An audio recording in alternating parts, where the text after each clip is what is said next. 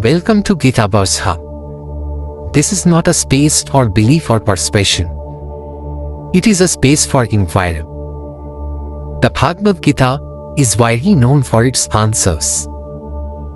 Yet, it is important to notice how it begins. It does not begin with Krishna's instruction. It does not begin with Arjuna's dilemma. It begins with a question.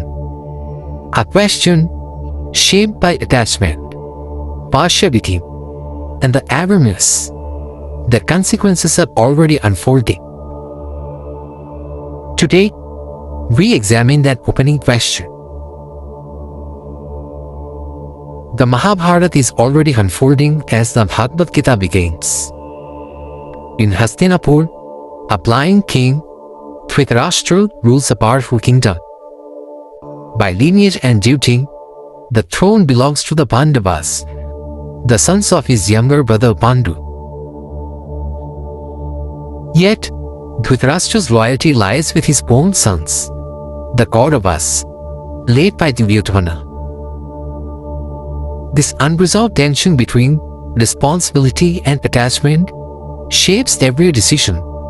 Injustice accumulates through deceit, exile, and humiliation.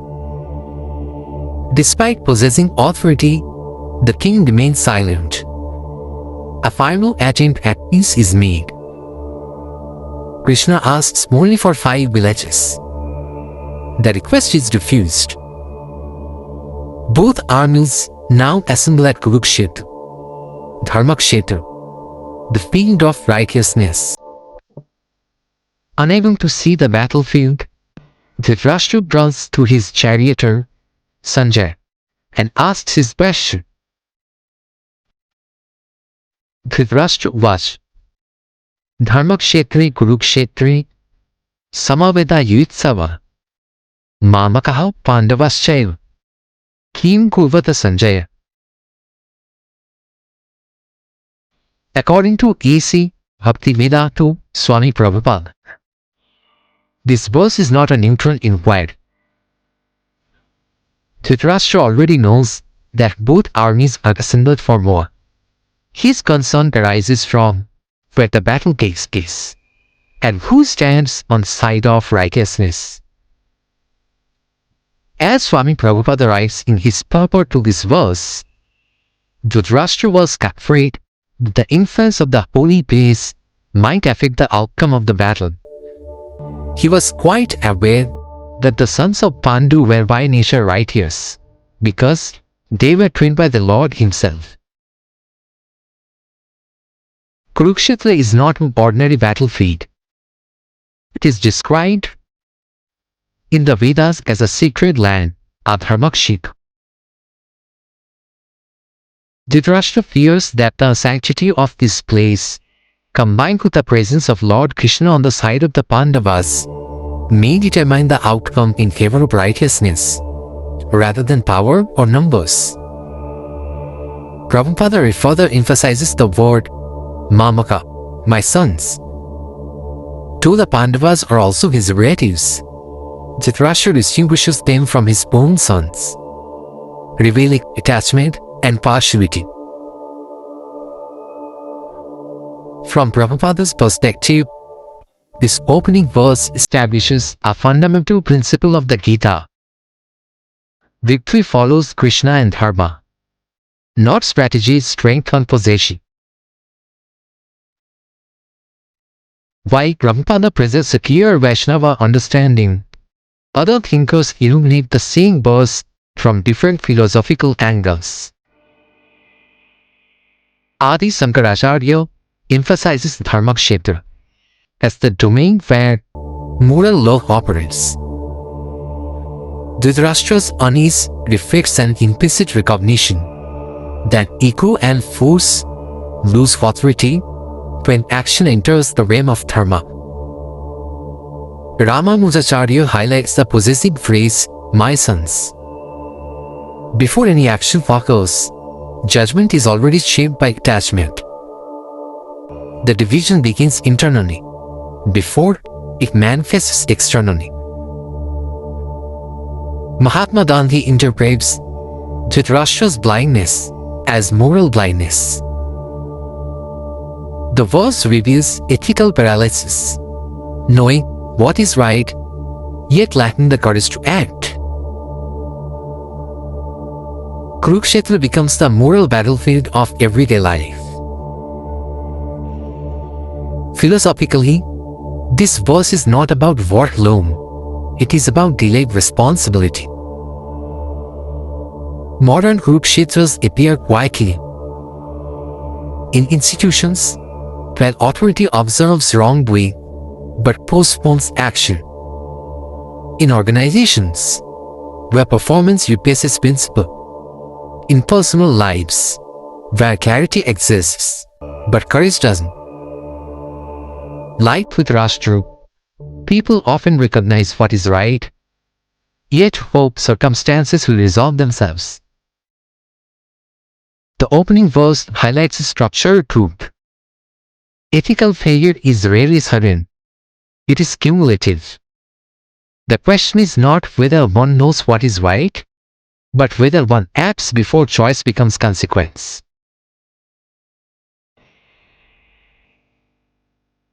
The Bhagavad Gita does not begin by offering instruction. It begins by awareness in the human condition. It reveals what happens when attachment overrides responsibility and when inquiry replaces action. Only after this diagnosis does wisdom becomes meaningful. That is why the Gita begins not with Krishna's teaching, but with Dhritarashtra's question. Sanjay Vach Drishta tu Pandavanink Yuddhan Duryodhanastada Acharya Mupashangamya Raja Vachanam Bravita. Sanjay speaks.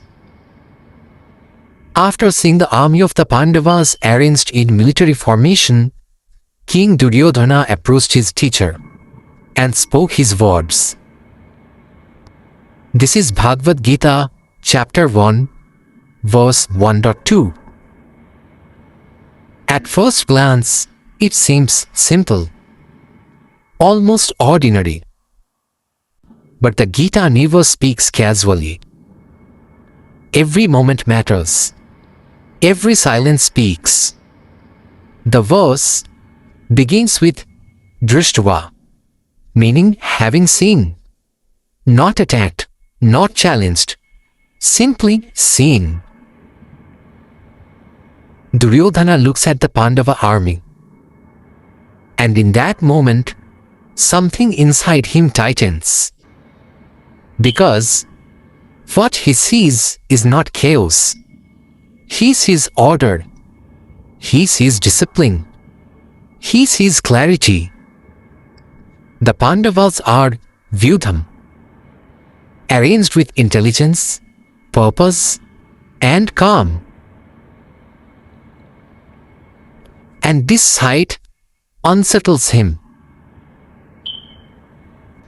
According to A.C. Bhaktivedanta Swami Prabhupada, this verse reveals something crucial. Duryodhana has no strategic reason to be afraid. His army is larger.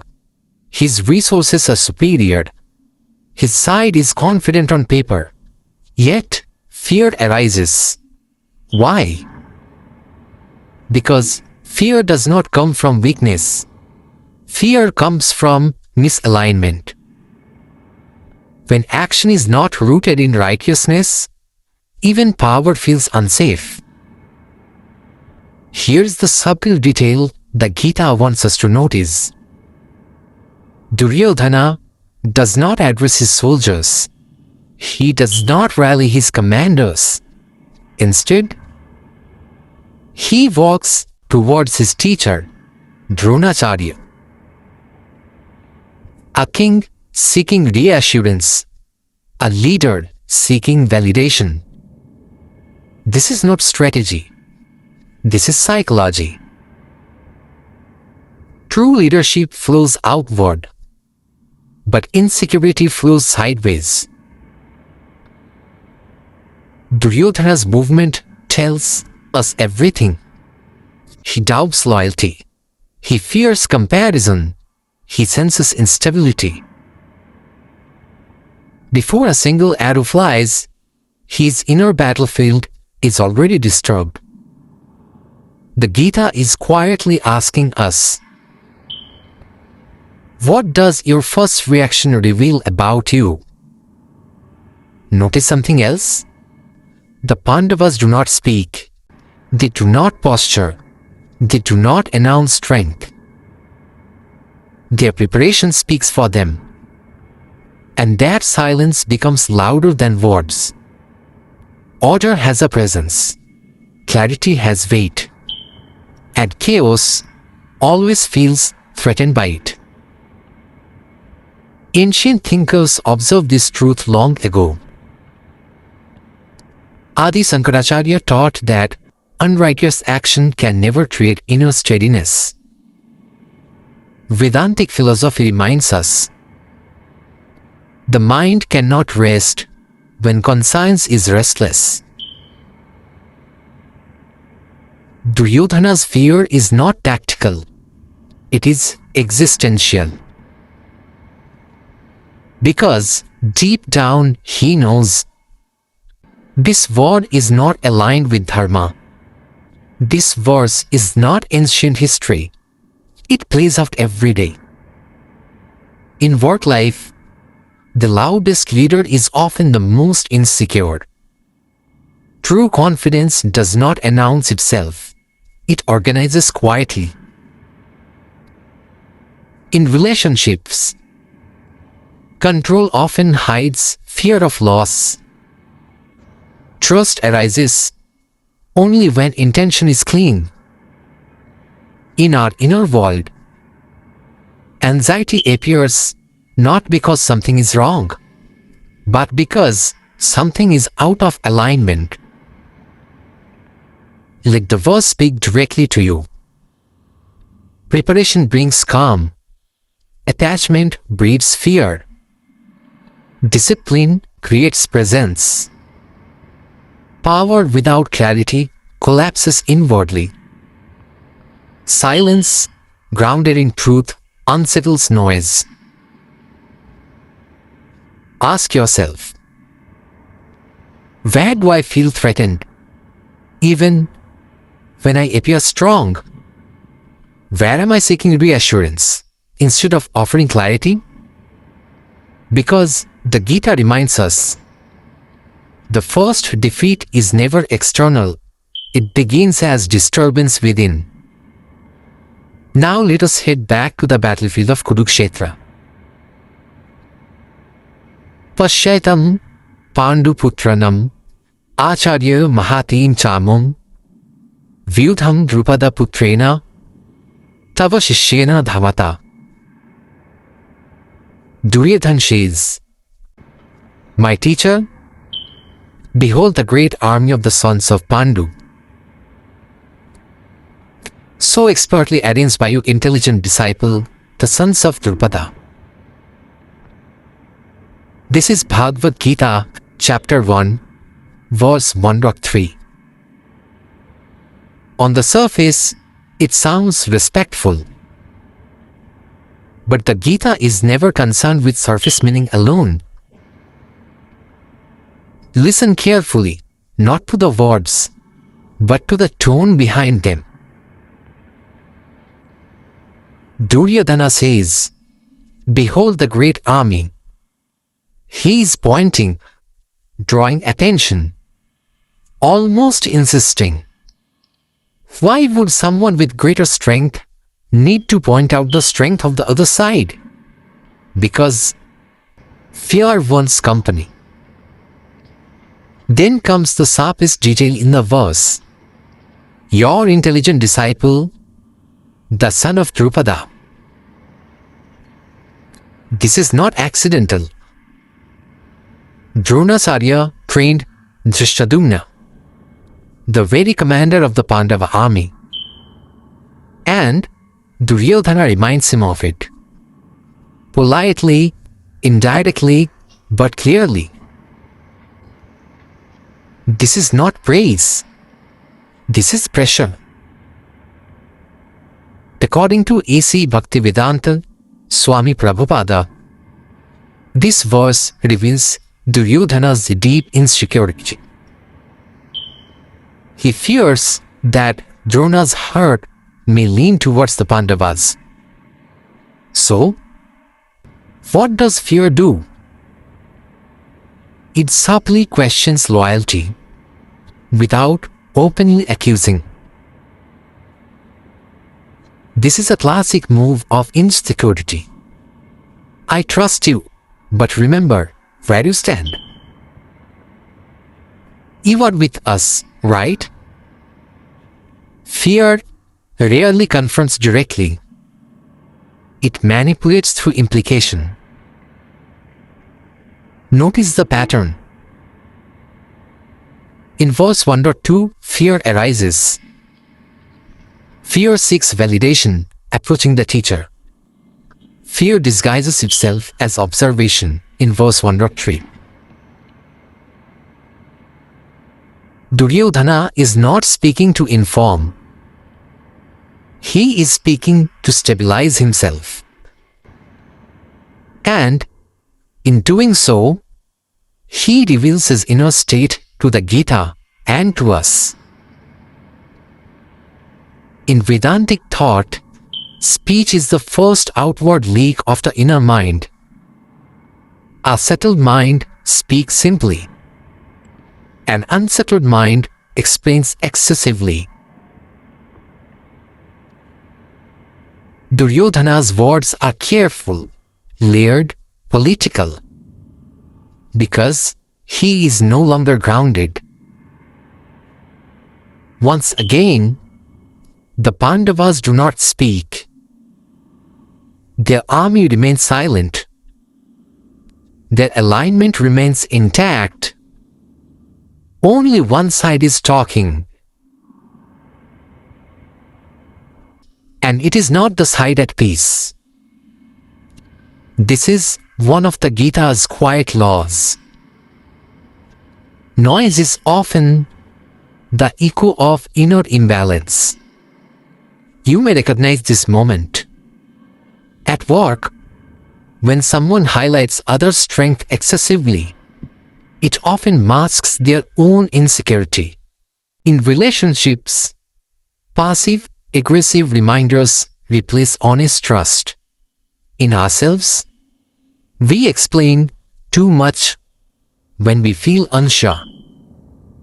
The Gita is not judging Duryodhana. It is revealing him. Let the verse speak inwardly. Insecurity seeks reassurance.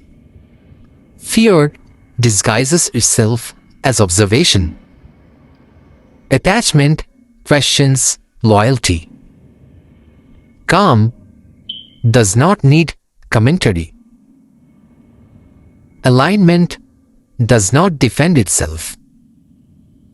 Ask yourself gently, where do I speak from clarity and where do I speak from fear? Do my words come from stability or from the need to control outcomes? Because the Gita reminds us, speech reveals what silence could not hide. Once fear finds its voice, it rarely stops speaking. And once fear begins to speak, it begins to count. This is where we are now. Duryodhana has already pointed out the Pandavas' strength. He has already questioned loyalty, indirectly, carefully. Now, he does something else. He starts listing names. Atra Shura Maheshwasa Bhima Arjuna Samayudhi Duryodhano Viratascha Drupadascha Mahabharata Drishtaketuschegitana Kasirajascha Vidyavan Purujit Kunti Bhojascha Shaibyascha Nara Pungava. Yudhamanushcha Vikranta Uttamojascha Viryavan Shalbhadra Draupadescha Sarva Eva Mahabharata. Duryodhana continues. Here are heroes, mighty archers, equal in battle to Bhima and Arjuna, Duryodhana, Virata, and Drupada, the great warrior. Drishtaketu, Chekitan, and the valiant king of Kashi, Purujit, Kuntibhuj, and Shaibya, the best of men, Yudhamanyu, the strong, Uttamoja, the brave, the son of Shubhadra, and the sons of Draupadi, all great warriors indeed. This is the Bhagavad Gita Chapter 1, verses 1.4 through 1.6. Listen carefully to what is happening, not strategically, psychologically. Duryodhana is not planning. He is reassuring himself. Each name he speaks is not information. It is an attempt at control. Because when fear grows, the mind tries to stabilize itself through enumeration. If I can name it, I can manage it. But this is an illusion. Every warrior Duryodhana names belongs to the Pandavas' side. He is not boasting his own army. He is reciting the strength of the opposition. Why? Because fear fixates outward. An anxious mind does not dwell on its own resources. It obsesses over perceived threats. This is a timeless human pattern. According to A.C. Bhaktivedanta Swami Prabhupada, this obsessive listing reveals Duryodhana's lack of inner confidence. He possesses power. He possesses allies. He possesses advantage. But he lacks righteous alignment. And without dharma, the mind cannot rest. No matter how many names are spoken, notice something subtle. These names represent loyalty born of gratitude, strength rooted in purpose, warriors bound not by fear but by principle. Duryodhana senses this, and that is what unsettles him most. Because strength tied to conviction cannot be negotiated with. Still, the Pandavas remain silent. No boasting, no enumeration, no reassurance speeches. Only presence, only order, only readiness. The contrast deepens. One side stands grounded, the other speaks compulsively. In Vedantic psychology, counting is a symptom. It arises when the mind loses its center and begins to orbit fear. We see this everywhere. Rechecking messages, recounting risks, replaying scenarios, over-explaining decisions. Not because clarity is absent, but because trust is. You may recognize this moment in leadership, when meetings focus more on competitors than vision. In relationships, when we track what others might do instead of standing in truth. in our inner life when we list reasons to worry instead of grounding ourselves.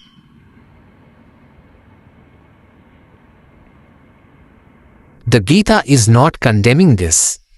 It is simply showing us this is what fear looks like when it speaks uninterrupted. The more Duryodhana speaks, the more he reveals not the Pandava's strength, but his own instability. This is the paradox the Gita exposes gently. The mind that lacks alignment compensates with noise. Ask yourself, where am I counting instead of trusting?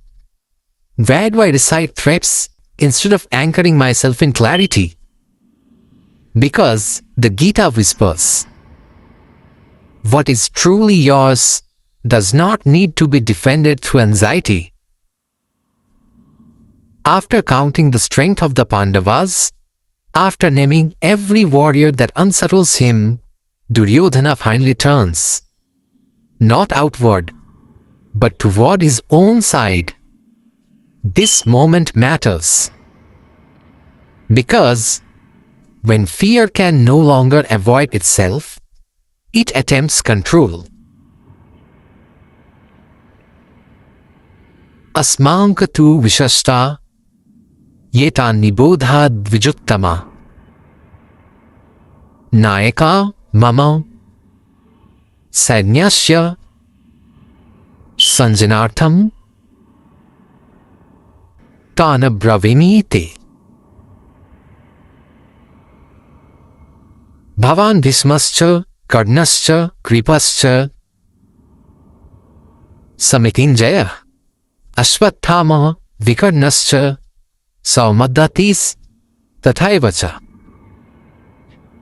Annecha Bahava Sura Maddarthe Tyaktajivita Nana Shastra Praharana Sarve Yuddha Vishwarada Aparyaptam Tadasmakam Balam Bhishma Bhirakshitam Paryaptam Tudomitesam Balam Bhima Bhirakshitam Ayaneshu Cha Sarveshu Yatha Bhagam Vastida Vismame Vabhirakshantu Bhavantaha Sarva Evahi. Duryodhana says, O best of the Brahmanas, please hear from me about the distinguished commanders of my army, who are especially qualified to lead. There are personalities like yourself, Bhishma, Karna, and Kripa, always victorious in battle. There are also many other heroes, ready to give up their lives for my sake. All well equipped with various weapons and experienced in military science. Our strength, protected by Bhishma, is unlimited, while the strength of the Pandavas, protected by Bhima, is limited. Therefore, all of you must now give full support, each in your respective positions, to Bhishma alone. This is Bhagavad Gita Chapter 1, verses 1.7 through 1.11. And here, fear fully reveals itself. Notice the change. Earlier, Duryodhana was observing. Then he was listening. Now he is directing. But these are not the commands of confidence. They are the instructions of someone trying to hold the structure together. Fear no longer whispers. It organizes. Duryodhana begins by addressing his teacher again, respectfully, formally, but the subtext remains unchanged. According to A.C. Bhaktivedanta Swami Prabhupada, this is not courtesy. it is anxiety. He is still unsure of Drona's hurt, so he flatters. Fear often disguises itself as respect. Then comes the most revealing line. Our strength, protected by Bhishma, is unlimited. The Pandava's strength, protected by Bhima, is limited. On the surface, this sounds reassuring, but psychologically, it is defensive. Why compare at all if confidence is already settled? Bhishma is mighty, but Bhishma is also bound by vows, bound by loyalty, bound by inner conflict. Bhima, on the other hand, is unconflicted strength. Duryodhana senses this, even if unconsciously, and so he asserts superiority, not because it is needed, but because doubt has already entered. Now listen carefully to the final instruction. All of you, stationed in your respective positions, must fully support Bhishma alone. This is not coordination. This is overcompensation. A leader at peace does not need to remind everyone where to stand. A leader at peace trusts alignment. Fear demands enforcement. In Vedantic philosophy and psychology, confidence unifies naturally. Fear centralizes power. Control replaces trust. Duryodhana's command reveals his deepest concern. Hold this together, don't let it collapse. But what collapses first is never the army. It is inner coherence. You may recognize this pattern. In leadership, excessive oversight replaces vision. In relationships, rules replace trust. In ourselves, rigidity replaces presence. The Gita is not condemning this. It is illuminating it. The more Duryodhana tries to secure strength, the more he reveals uncertainty. The more he commands unity, the more fractured his inner state appears. This is the silent truth the Gita keeps showing us. Control is not power. It is fear asking to be obeyed. Ask yourself, where am I trying to control outcomes instead of anchoring myself in clarity? Where do I issue instructions because trust feels risky? Because the Gita whispers, what is truly strong does not need to be held together by force. Up to this moment, everything has happened inside the mind. Fear has appeared, it has spoken, it has counted, it has commanded. Now, it seeks something else. Not clarity, not truth, but reassurance. Because when inner conviction is weak, the mind looks for external sound. Tasya sanjanayan harshan kuru vriddha pitamaha simhanadam vinoditcha shankham dadmau pratapavan. Then Bhishma, the great valiant grandsire of the Kuru dynasty, the grandfather of the fighters, blew his conch shell very loudly, like the roar of a lion, giving Duryodhana joy. This is Bhagavad Gita Chapter 1, verse 1.12. And with this, silence breaks. Notice something essential. Bhishma does not blow the conch to challenge the enemy. He blows it for Duryodhana. The verse is explicit. giving Duryodhana joy. This is not a war signal. It is emotional reassurance. According to A.C. Bhaktivedanta Swami Prabhupada, this moment reveals the inner condition of the Kaurava side. Duryodhana needs encouragement. Not because the army is weak, but because his confidence is. So Bhishma, bound by duty and affection, offers what he can: a sound, a symbol, a roar, meant to steady a shaken heart. The verse compares the conch to a lion's roar. But here is the subtle irony. A lion roars from fullness, from dominance, from unchallenged presence. This roar, however, is meant to create courage, not express it. It is performative strength. And performative strength always arises when inner strength feels uncertain. Up to now, fear was thinking. Now, fear becomes sound. This is important. Because sound bypasses reason. It moves emotion directly. When logic cannot settle the mind, noise is used to override it. This is not strategy. This is psychology. Bhishma is mighty. Bhishma is respected. Bhishma is unmatched. But Bhishma is also torn.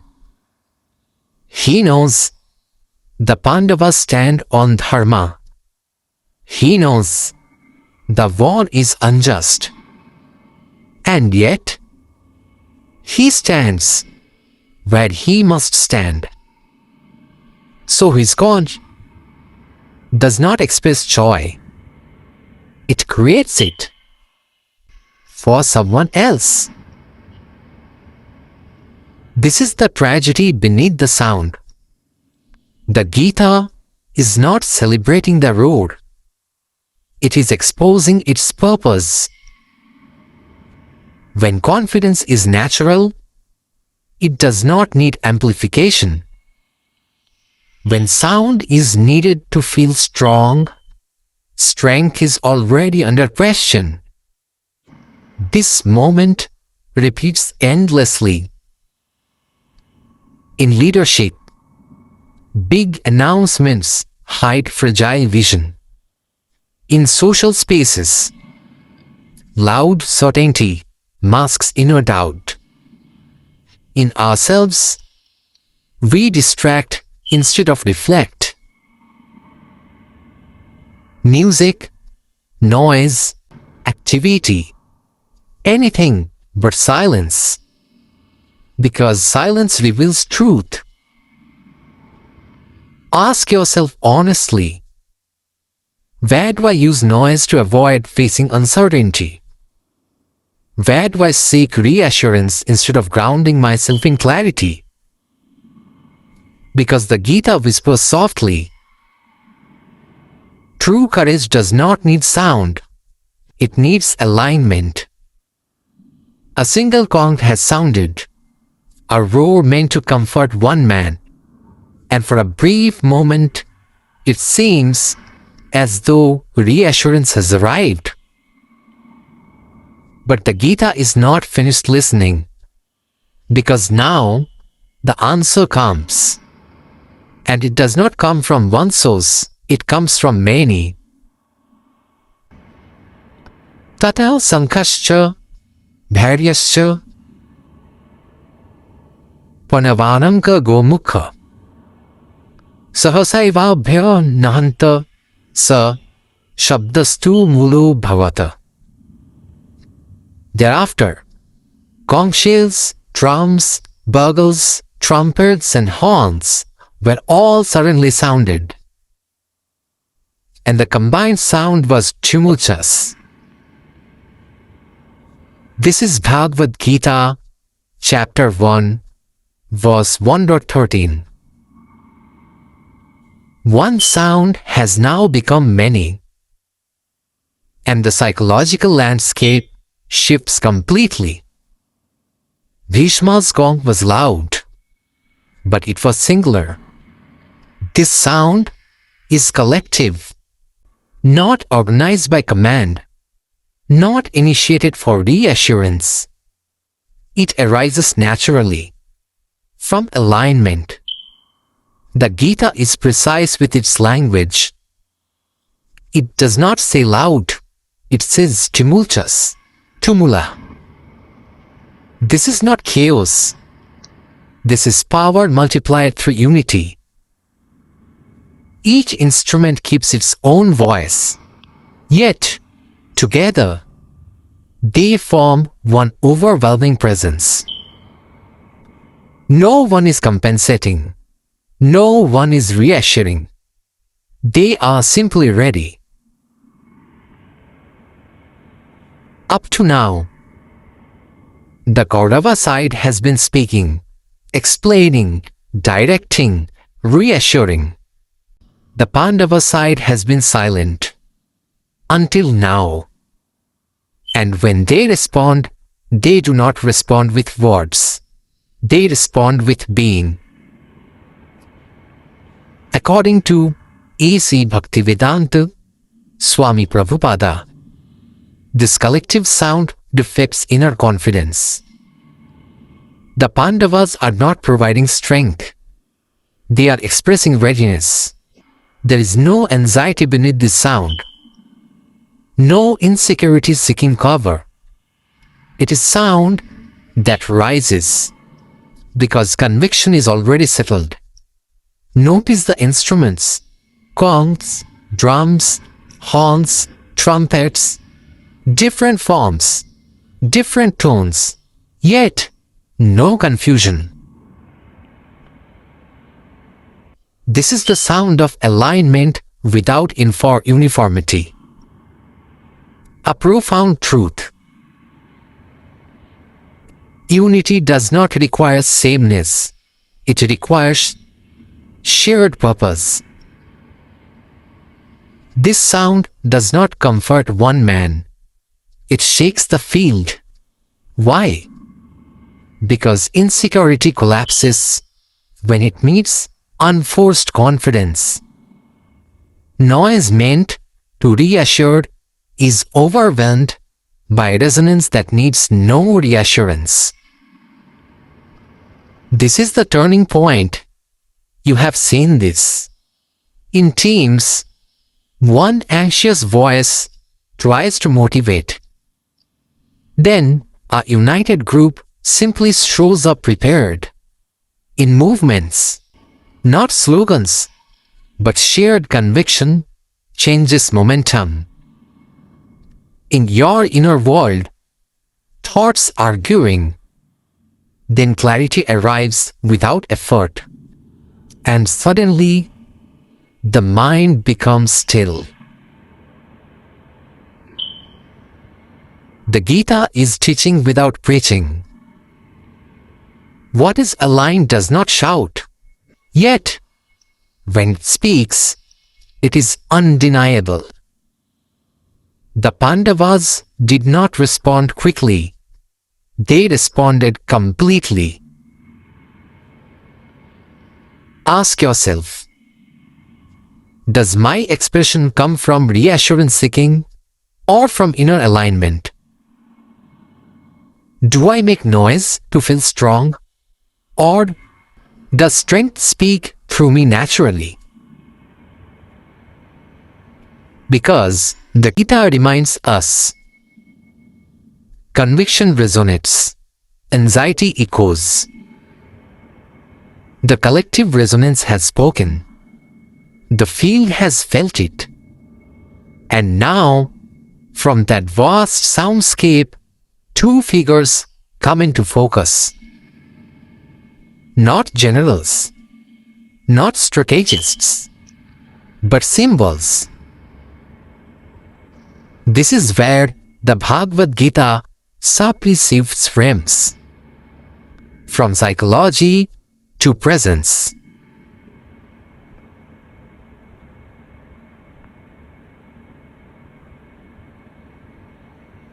Tata Sweter Haryaki Yukte Mahati Syandane Stito Madhavaha Pandavaschaiva Divvo Shankho Pradbhunat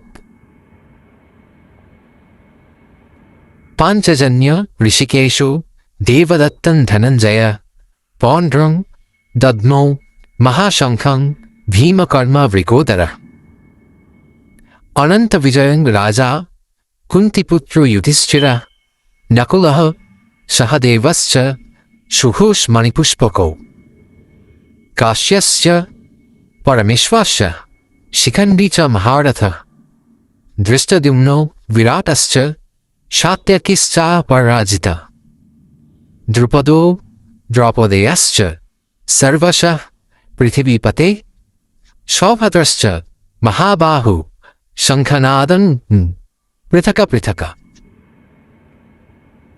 Then Lord Krishna and Arjuna, stationed in a great chariot drawn by white horses, sounded their divine conch shells. Lord Krishna blew his conch shell, Panchajanya.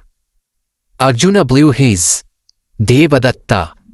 And Bhima, the voracious eater and performer of the Herculean tasks, blew his conch, Pondra. King Yudhishthira, the son of Kunti, blew his conch, Ananta Vijaya.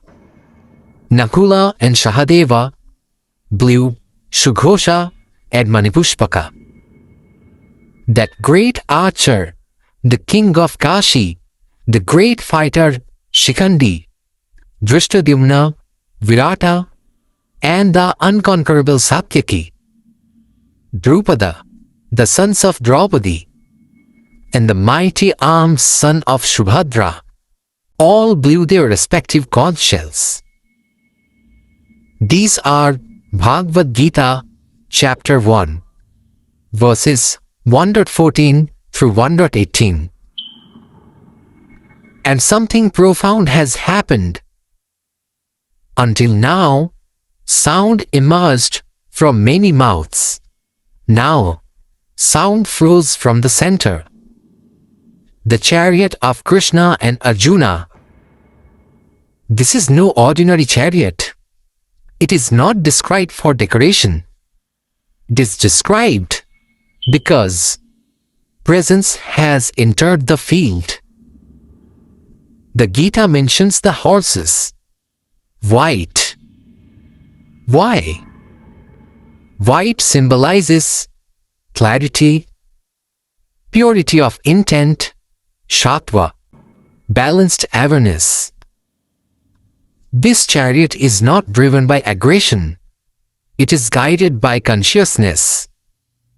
And the one holding the reins is not a warrior driven by outcome, but the embodiment of wisdom itself. This decay is critical. Before Arjuna, before Bhima, before any human hero, Krishna sounds his conch first. The conch is named Panchajanya. According to A.C. Bhaktivedanta Swami Prabhupada, this is deeply symbolic.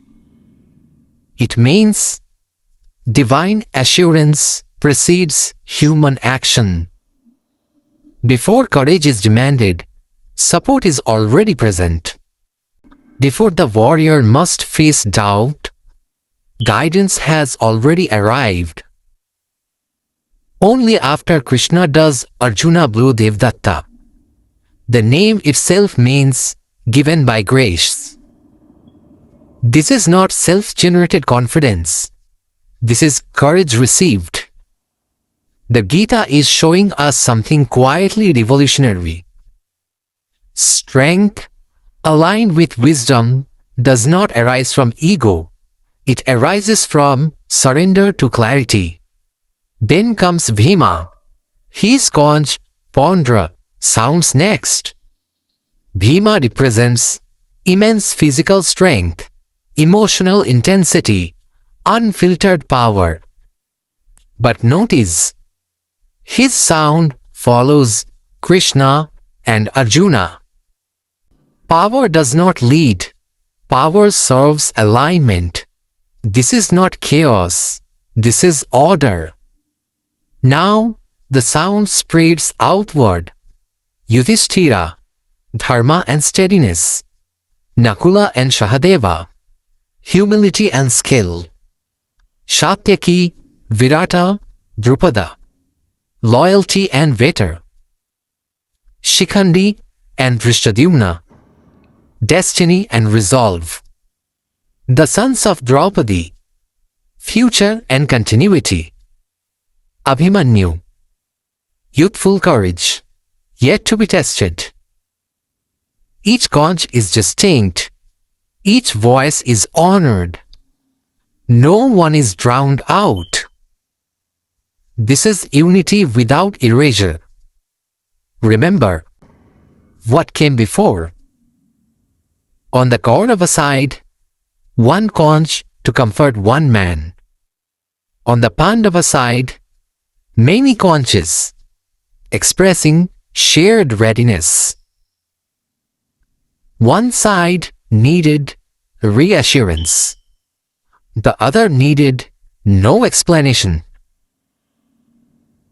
The Gita is quietly saying, when divine wisdom guides action, fear may still arise, but it does not lead. This is important, because soon Arjuna will tremble. But notice, he trembles after alignment is established, not before. This moment appears again and again in your inner world. When clarity comes first, even difficult action becomes possible. In leadership, when vision leads, strength organizes itself naturally. In life decisions, when wisdom holds the reins, courage follows quietly, steadily. Ask yourself, who is holding the reins of my chariot? Is it fear, impulse, expectation, or clarity? Because the Gita is preparing us for what comes next. The sound has reached its peak. It has moved across the field, through soldiers, through banners, through chariots and armor. And now, it does something else. It enters the body.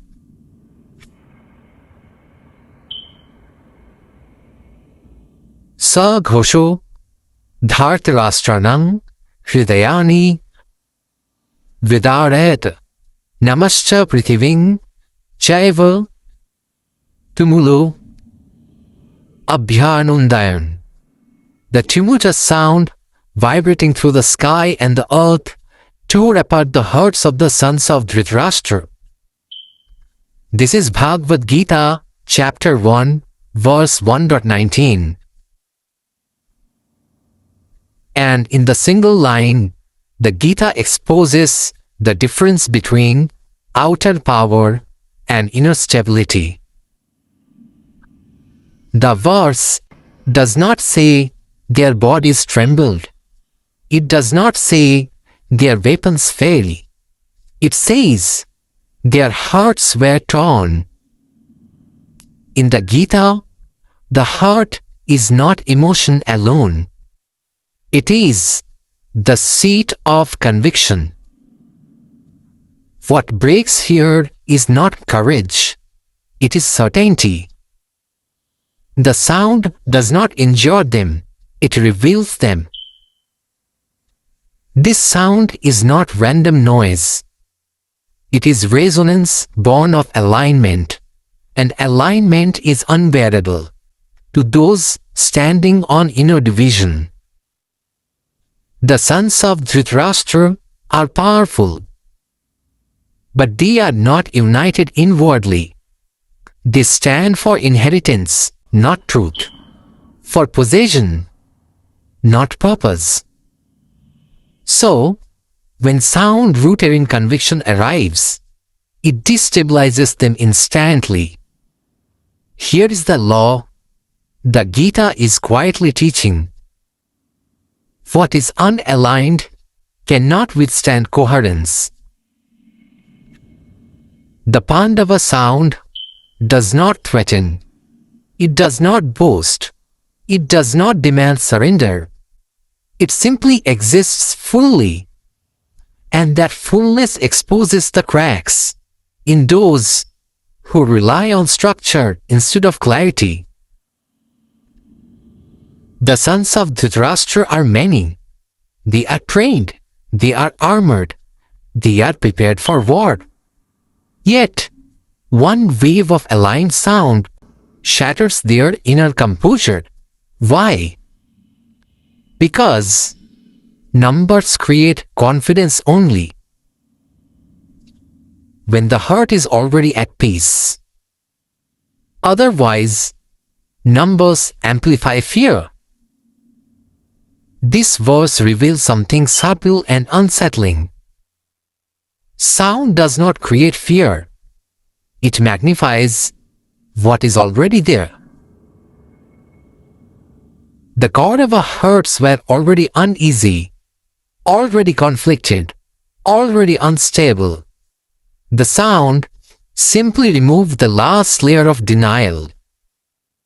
The sons of Dhritarashtra fight on the side of adharma, not because they are evil, but because they are attached.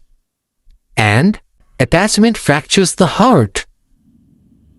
One part wants victory, another part senses injustice. When such a heart is confronted by clarity, it cannot remain intact. It splits. This moment plays out constantly when truth enters a room built on pretense, when clarity confronts ego, when coherence exposes confusion. People do not resist truth with logic, they resist it with discomfort. The heart tightens, the ground feels unstable. Not because truth is violent, but because illusion cannot stand before it. The Gita is not celebrating the fear of the Kauravas. It is offering a warning to all of us. If the heart is divided, even harmless truth will feel threatening. Strength without alignment is fragile. Confidence without conscience is brittle. Ask yourself, gently and honestly, what unsettles me when clarity appears? What sound, what truth do I secretly hope will not arrive? Because the Gita reminds us, what tears the heart is not sound, but resistance to alignment. Verse 1.19 does not move the story forward. It opens the inner world. It shows us what happens when conviction meets confusion. And it prepares the ground for the most human moment yet to come. Atha vyavasthitan drishta dhartarashtran kapidvaja pravitri shastra sampate dharurudvaya pandava. At that time, Arjuna, the son of Pandu, seated in the chariot, bearing the flag marked with Hanuman, took up his bow and prepared to shoot his arrows.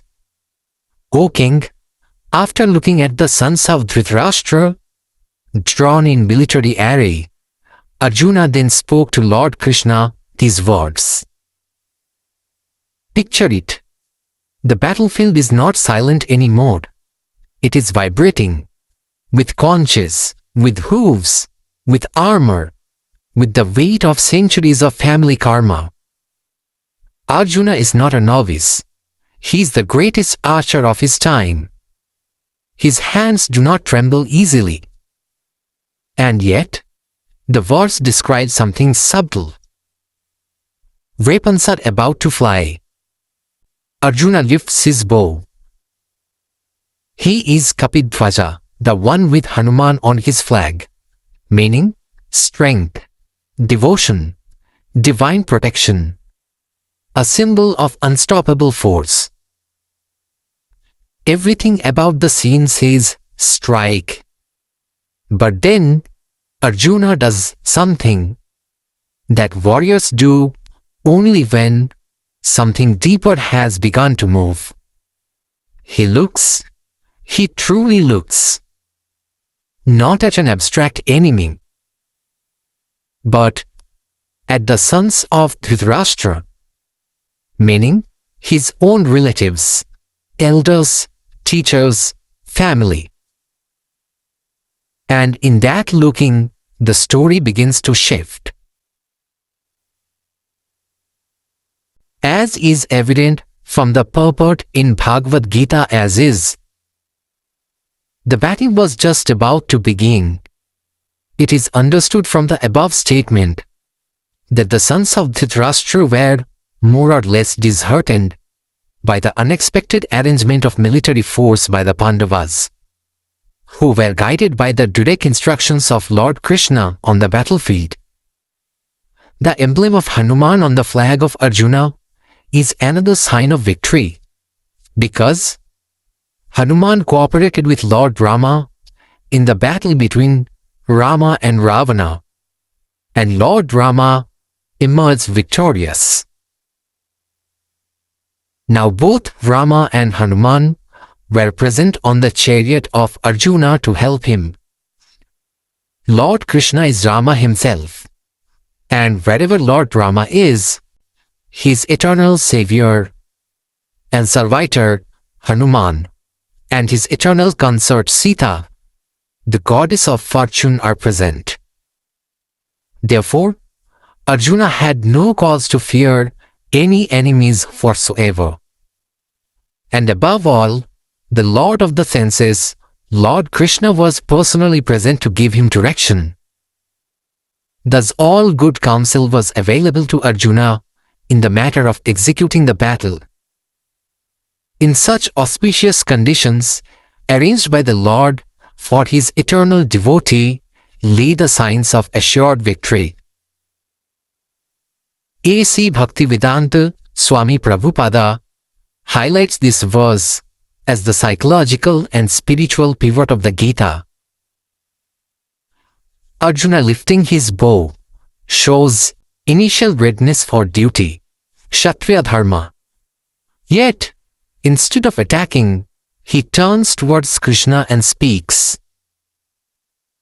This moment reveals the insufficiency of material courage without spiritual clarity. Arjuna is competent, powerful, and justified, but still internally conflicted. This is why divine instruction becomes necessary. This verse marks the collapse of ego-driven action and the birth of inquiry, which is essential for spiritual knowledge. As per Adi Sankaracharya, this verse is an expression of avidya, ignorance, manifesting through emotional disturbance. Arjuna's vision is still dualistic, my people versus their people.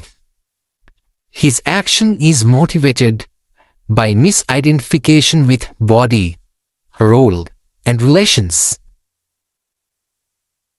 The act of speaking to Krishna shows the arising of viveka, discernment. Only when ignorance ripens into shadow does the desire for knowledge arise. As per Ramanujacharya, this verse is the first conscious step towards surrendered Sharanagati.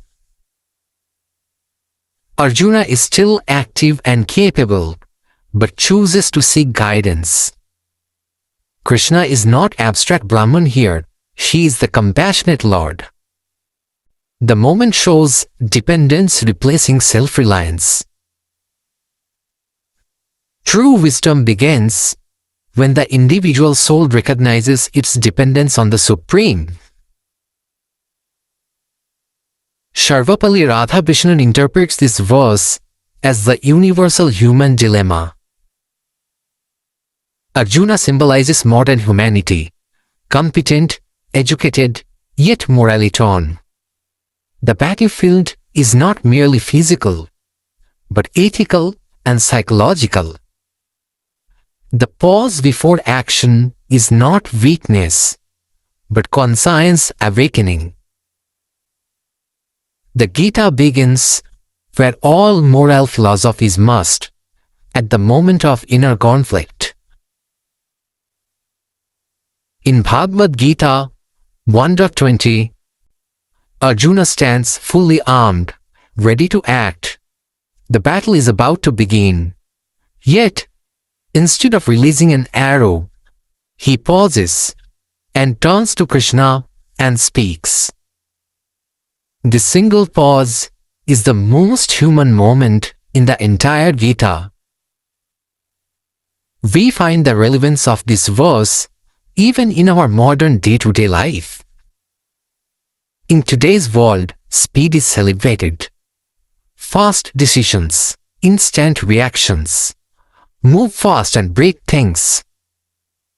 But verse 1.20 teaches, the most dangerous actions are those taken without reflection. Example: a senior leader is under pressure to lay off employees, push an unethical product feature, manipulate metrics to meet targets. Everything is ready. Data, approvals, authority. Yet, the leader pauses and asks, is this right? What are the long-term consequences? Who am I becoming by doing this?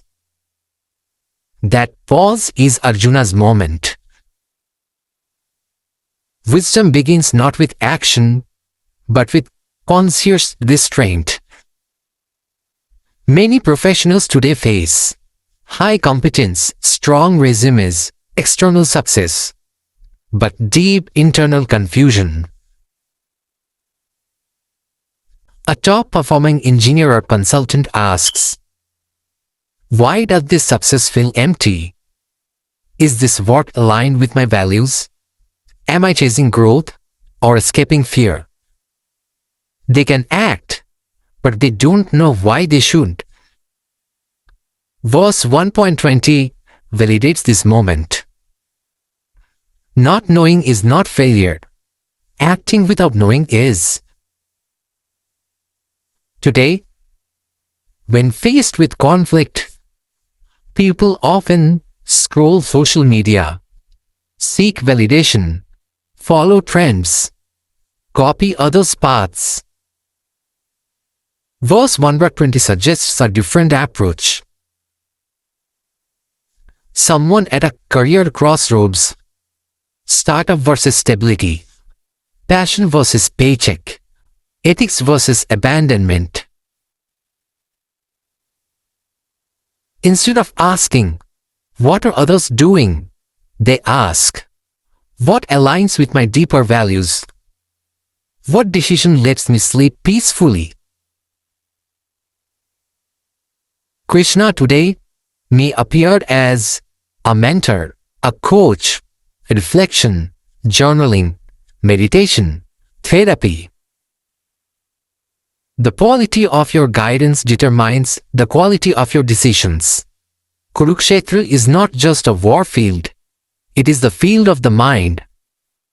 Every day, we face battles like ambition versus integrity, attachment versus responsibility, fear versus purpose, comfort versus growth. Someone wants to leave a toxic job but fears uncertainty, speak truth but fears rejection, set boundaries but fears loneliness. The weapons are ready, the moment has arrived, yet the heart hesitates. That hesitation is not delay, it is self-awareness awakening. Anxiety often arises not because we are incapable, but because our actions are misaligned with our values. Verse 1.20 teaches, when the mind is conflicted, pause. Don't push. This is profoundly relevant in burnout culture, hustle mindset, always on productivity. Mental clarity is more important than mental speed. Bhagavad Gita 1.20 teaches, you can be strong and still seek guidance. You can pause without being weak. You can question without betraying duty. You can hesitate and still be courageous. The most transformative moments in life begin not with answers, but with honest questions. This verse tells us, before Krishna teaches, before wisdom flows, before action becomes righteous, a human being must first admit, I need clarity. With that, let's turn back to the Kurukshetra and see what Arjuna says.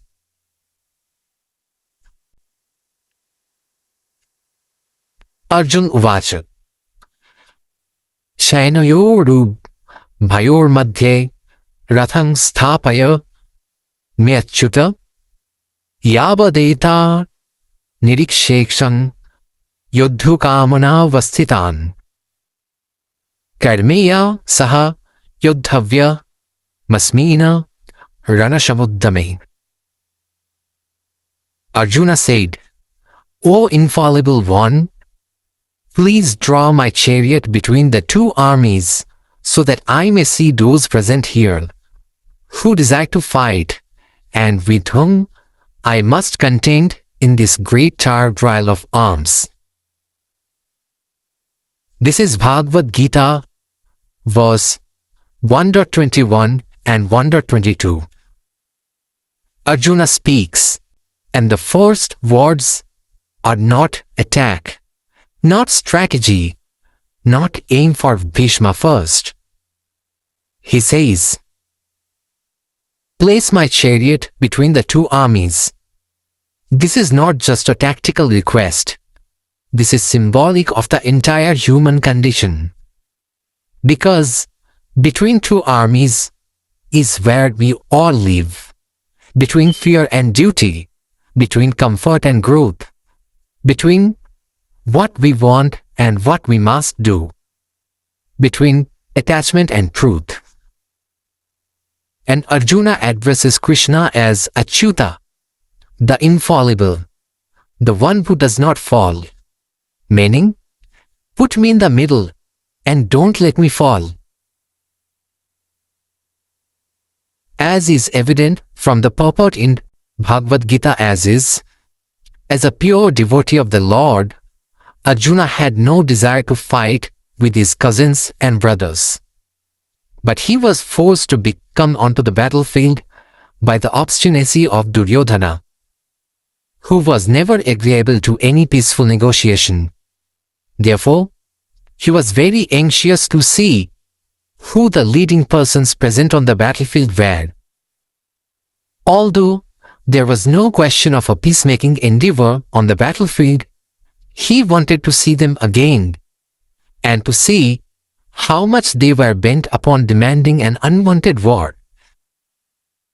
Prabhupada highlights the meaning of achyuta as not fallen, contrasting the fallible conditioned state of ordinary beings. He also draws attention to a deeply devotional paradox of the Gita's opening movement. Arjuna, the devotee, is giving instructions. Krishna, the Supreme, accepts the role of charioteer. This reveals a central bhakti principle often emphasized in Vaishnava tradition. God is conquered by love, not by force. In the Gyaneshwari tradition, the request is described as Arjuna wanting a clear survey of the assembled fighters, a moment of discerning who truly stands ready and why. The phrase, between the two armies, is frequently taught as a metaphor for discernment. A mind placed between opposing impulses so that choice becomes conscious, not impulsive. Let us look into the deep practical exploration of the modern-day relevance of Bhagavad Gita verses 1.21 and 1.22.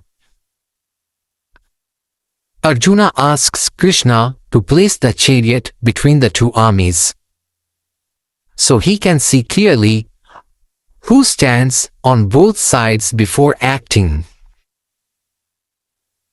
This request is subtle, but psychologically revolutionary. In today's world, a professional is deciding whether to quit a stable job for a startup, accept a leadership role with ethical compromises, relocate and disrupt family life. Instead of reacting emotionally, they step back and ask, who benefits from this decision? Who bears the cost?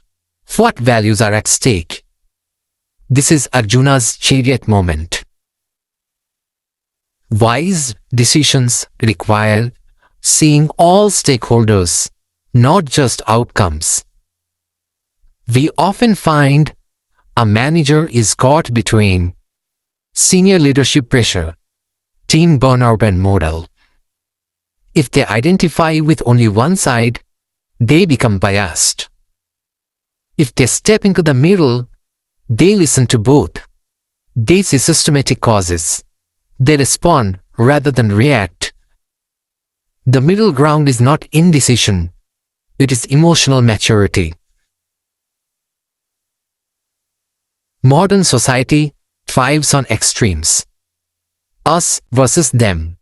Right versus wrong. Win versus loss. Arjuna chooses the middle. Not neutrality, but clarity. Before posting, judging, cancelling, or condemning, see all sides. Understand motivations. Acknowledge complexity. The Gita suggests moral clarity requires depth, not outrage. The verses teach us pause before irreversible action.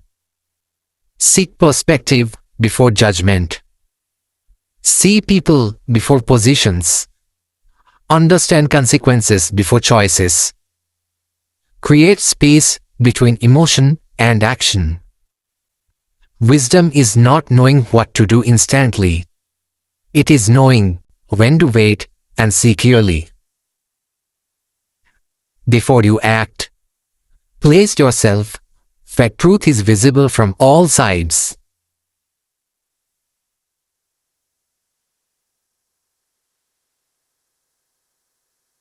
Yoshyamarnan Vikshiham Ya Etentra Samagata Dhartrashtriya Durbuddhe Yudhe Priyachikishava. Let me see those who have come here to fight, wishing to please the evil-minded son of Dhritarashtra. This is Bhagavad Gita, verse 1.23. Now, Arjuna's request becomes more specific. He doesn't just want to see Who is there? He wants to see why they are there. He essentially says, show me the people who came here to make Duryodhana happy. And he calls Duryodhana Durbuddhi, one of evil intelligence or misguided intellect. This is fascinating. Arjuna is still in warrior clarity here. The moral judgment is firm.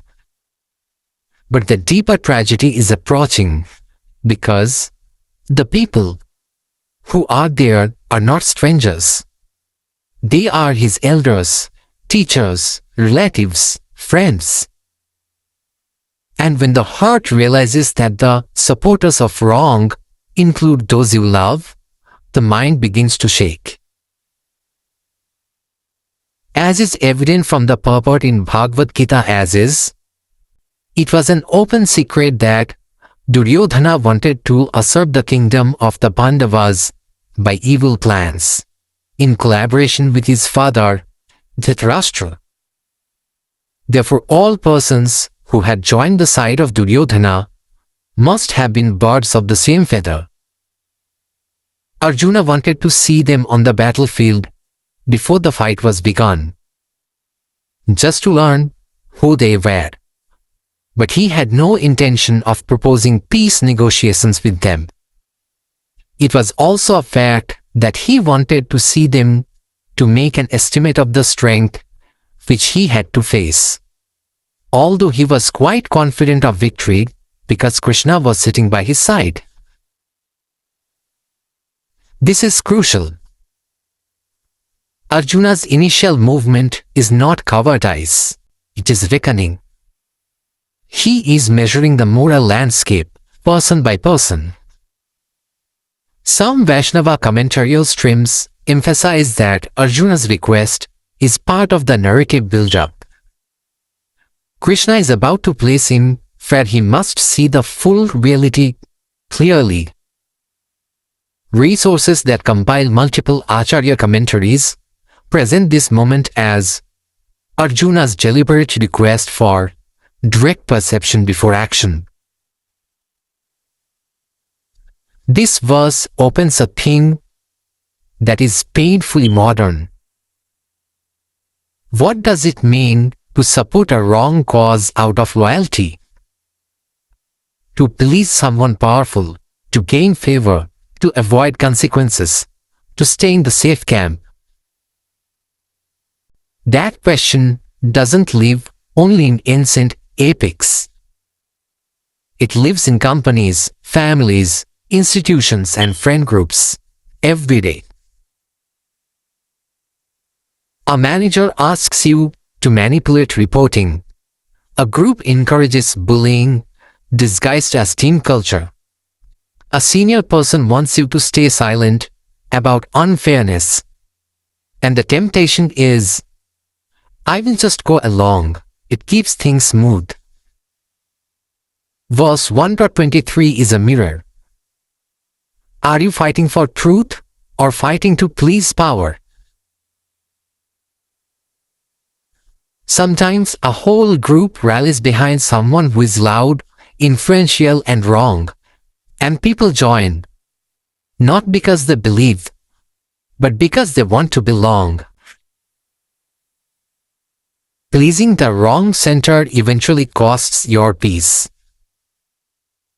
So, what happens next after Arjuna's request? Sanjay Uvach Eva Mukto Rishikesho Gurakeshen Bharata Senayoru Bhayor Madhye Sthapayitva Rathottamam.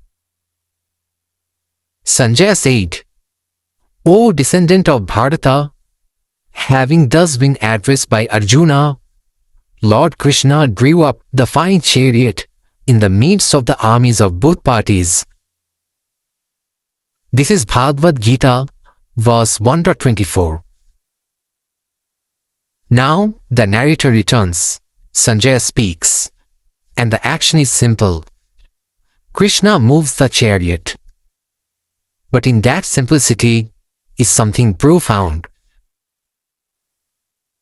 The Supreme Lord, the center of all power, accepts the role of charioteer.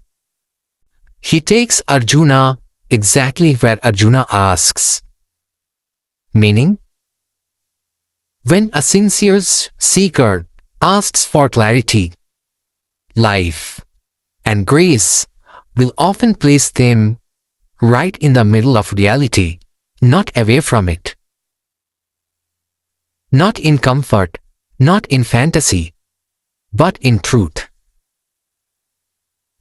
The fine chariot, Rathuttamam, is now positioned between two forces. The purport from the Bhagavad Gita as it states. In this verse, Arjuna is referred to as Gurakesha, Guraka meaning sleep, and one who conquers sleep is called Gurakesha. Sleep also means ignorance. So Arjuna conquered both sleep and ignorance because of his friendship with Krishna. As a great devotee of Krishna, he could not forget Krishna even for a moment, because that is the nature of a devotee. Either in walking, waking, or in sleep, a devotee of the Lord can never be free from thinking of Krishna's name, form, qualities, and pastimes. Thus, a devotee of Krishna can conquer both sleep and ignorance simply by thinking of Krishna constantly. This is called Krishna consciousness or Samadhi. As Rishikesha, or the director of the senses and mind of every living entity, Krishna could understand Arjuna's purpose in placing that chariot in the midst of the armies. Thus, he did so. In Vaishnava devotional understanding, this posture, God assisting the devotee's request, becomes a recurring theme. Guidance is not abstract, it is relational. The verse quietly frames the deeper spiritual psychology. The Lord of the senses is guiding the one who seeks mastery right into the arena where the senses, emotions, and attachments will be tested. We find the relevance of this verse in several phases in our daily life. A good mentor today doesn't tell you what career to choose, doesn't decide whether you should quit or stay, doesn't impose their values. Instead, they ask, what are you really seeing? What are the trade-offs? Who will this decision impact? Krishna's action mirrors great coaching. Help people see clearly, then let insight arise naturally. A leader suspects their team is burning out, a strategy is unethical, a partnership is toxic. Instead of ignoring signals, they review hard data, listen to uncomfortable feedback, observe consequences honestly. This mirrors Krishna's act. Look directly. Don't look away. Growth begins when we stop softening reality. People often distract themselves from dissatisfaction, avoid grief, guilt, or conflict. Stay busy to avoid reflection. Verse 1.24 suggests, clarity may initially destabilize, but it heals in the long run. Many breakthroughs, therapy, self-growth, career pivots begin when someone finally sees clearly, even if it hurts. This verse teaches us, true guidance creates clarity, not dependency. Facing reality is kinder than avoiding it. Support does not mean control. Seeing precedes understanding. Discomfort can be the doorway to wisdom. Before wisdom speaks, reality must be seen. Verse 1.24 is the silent preparation before the storm of insight. It is the calm act that allows truth to arrive honestly. Place yourself where you can no longer lie to yourself. Bhishma Duryodhana Pramukhata Sarveshang cha Mahikshitam Uvacha Partha Pashyaitan Samaveta Kuruniti Tatra Pashya Asthitan Partha Pitrinatha Pitamahan Acharyan Ma Tulan Bhratin Putran Pautra Shamsthita. In the presence of Bhishma, Drona, and all other chieftains of the world, the Lord said, "Just behold Partha, all the Kurus assembled here." There, Arjuna could see, within the armies of both parties, his fathers, grandfathers, teachers, maternal uncles, brothers, sons, grandsons, friends as well. This is Bhagavad Gita, verse 1.25 and 1.26. Up until now, Arjuna has been asking, "Place me between the armies. Let me see who has come to fight. Let me understand who stands here to please Duryodhana." And Krishna has silently complied. But verse 1.25 is the first time Krishna speaks directly. And what he says is devastatingly simple. He does not lecture. He does not comfort. He does not philosophize. He says, "Look.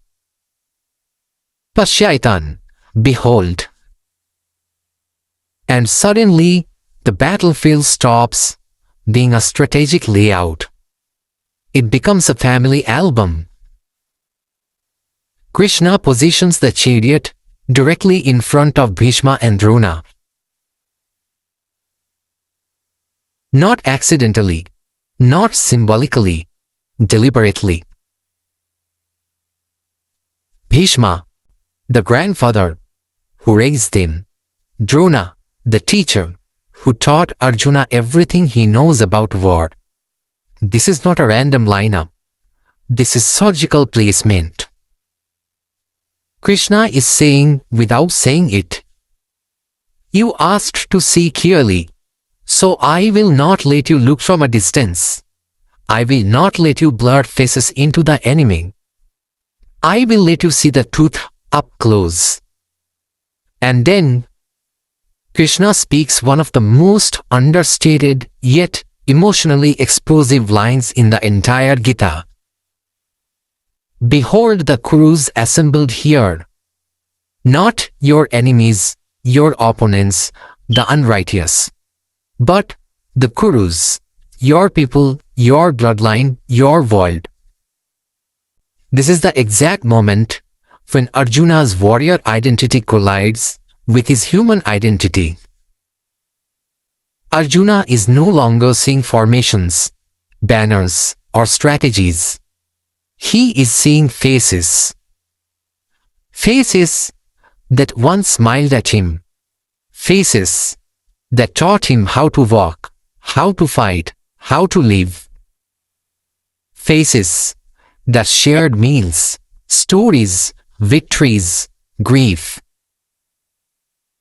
The verse unfolds slowly, almost painfully, as if the text itself does not want to rush. Fathers, grandfathers, teachers, maternal uncles, brothers, sons, grandsons, friends. Notice this? the list moves from elders to equals to juniors, from those who gave him life to those who grew alongside him, to those whose lives came after him. This is not just a list. This is the totality of Arjuna's emotional universe, now standing on both sides of a battlefield. And something irreversible happens here. The war stops being about victory. It becomes about loss. Even if Arjuna wins, whom does he win with? Let us see what the purport from the Bhagavad Gita as is says about these verses. As the super soul of all living entities, Lord Krishna could understand what was going on in the mind of Arjuna. The use of the word Rishikesha in this connection indicates that he knew everything, and the word Partha, meaning the son of Pritha or Kunti, is also similarly significant in reference to Arjuna. As a friend, he wanted to inform Arjuna that because Arjuna was the son of Pritha, the sister of his own father Vasudeva, he had agreed to be the charioteer of Arjuna. Now, what did Krishna mean when he told Arjuna to behold the Kurus? Did Arjuna want to stop there and not fight? Krishna never expected such things from the son of his aunt Pritha. The mind of Arjuna was thus predicted by the Lord in friendly joking. On the battlefield, Arjuna could see all kinds of relatives. He could see persons like Bhurishrava, who were his father's contemporaries, grandfathers, Bhishma and Somdatta, teachers like Dronacharya and Kripacharya, maternal uncles like Shalya and Shakuni, brothers like Duryodhana, sons like Lakshmana, friends like Ashwathama, well-wishers like Kritavarma, etc. He could see also the armies which contained many of his friends. Prabhupada emphasizes the deliberate compassion and gravity in Krishna's act. Krishna does not attempt to dissuade Arjuna from fighting, yet he does not offer premature spiritual advice. Instead, he ensures that Arjuna fully understands the consequence of war. This is critical, because spiritual clarity does not come from avoidance. It comes from complete awareness. Prabhupada explains that by placing the chariot before Bhishma and Drona, Krishna intensifies Arjuna's emotional confrontation. The Lord allows Arjuna's natural affection to surface fully, because only then can true surrender arise. It quietly reveals a deep spiritual principle. God does not bypass your humanity to make you spiritual. He leads you through it. Arjuna's vision now expands to include both armies, not just the Kauravas. This is crucial. Arjuna sees that destruction will not be selective. It will consume everyone. Victory will come at the cost of elders he revered, teachers he owed everything to, children who trusted the future. Prabhupada makes clear that this vision is what initiates Arjuna's compassion, which soon transforms into sorrow and moral paralysis. It marks the beginning of Arjuna's internal withdrawal from violence, not because of fear, but because of empathy. And empathy, when unintegrated with wisdom, can overwhelm even the strongest. Across Vedantic and epic commentaries, Bhishma and Drona represent more than individuals. Bhishma symbolizes tradition, vows, inherited values. Drona symbolizes education, authority, conditioning. By placing Arjuna directly before them, Krishna is confronting him with the two strongest forces that bind human beings to hesitation. Number 1, loyalty to tradition. Number 2, loyalty to teachers and authority. Most inner conflicts are not about right versus wrong. They are about truth versus loyalty.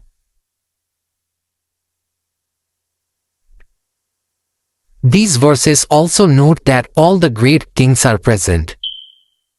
This is not a private struggle. This decision will echo across the world. Arjuna is not choosing only for himself. He is choosing for history. And that realization makes the weight unbearable. Notice something profound? Arjuna lists relationships from elders to equals to descendants.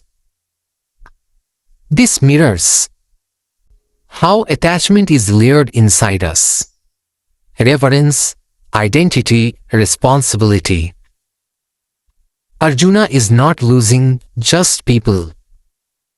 He is losing his past, his present, and his future, all at once. No human nervous system can remain stable under that realization. Collapse is not weakness here, it is inevitable. We often find the relevance of these verses in modern days. A senior leader must restructure a department, let go of long-time colleagues, impact people who trusted them. On paper, the decision is correct, the numbers justify it. In reality, faces appear, shared memories surface. Loyalty clashes with responsibility. Like Arjuna, the leader realizes, this decision may be necessary, but it will hurt people I care about. Verses 1.25 and 1.26 validate that ethical leadership carries emotional weight. These verses teach us seeing people changes how decisions feel. Duty without empathy damages the self. Emotional conflict is a sign of conscience. Moral pain precedes moral clarity. Humanity must not be sacrificed for correctness. Before wisdom teaches how to act, life shows us whom our actions will affect. When duty meets love, the soul trembles, and that trembling is the beginning of wisdom.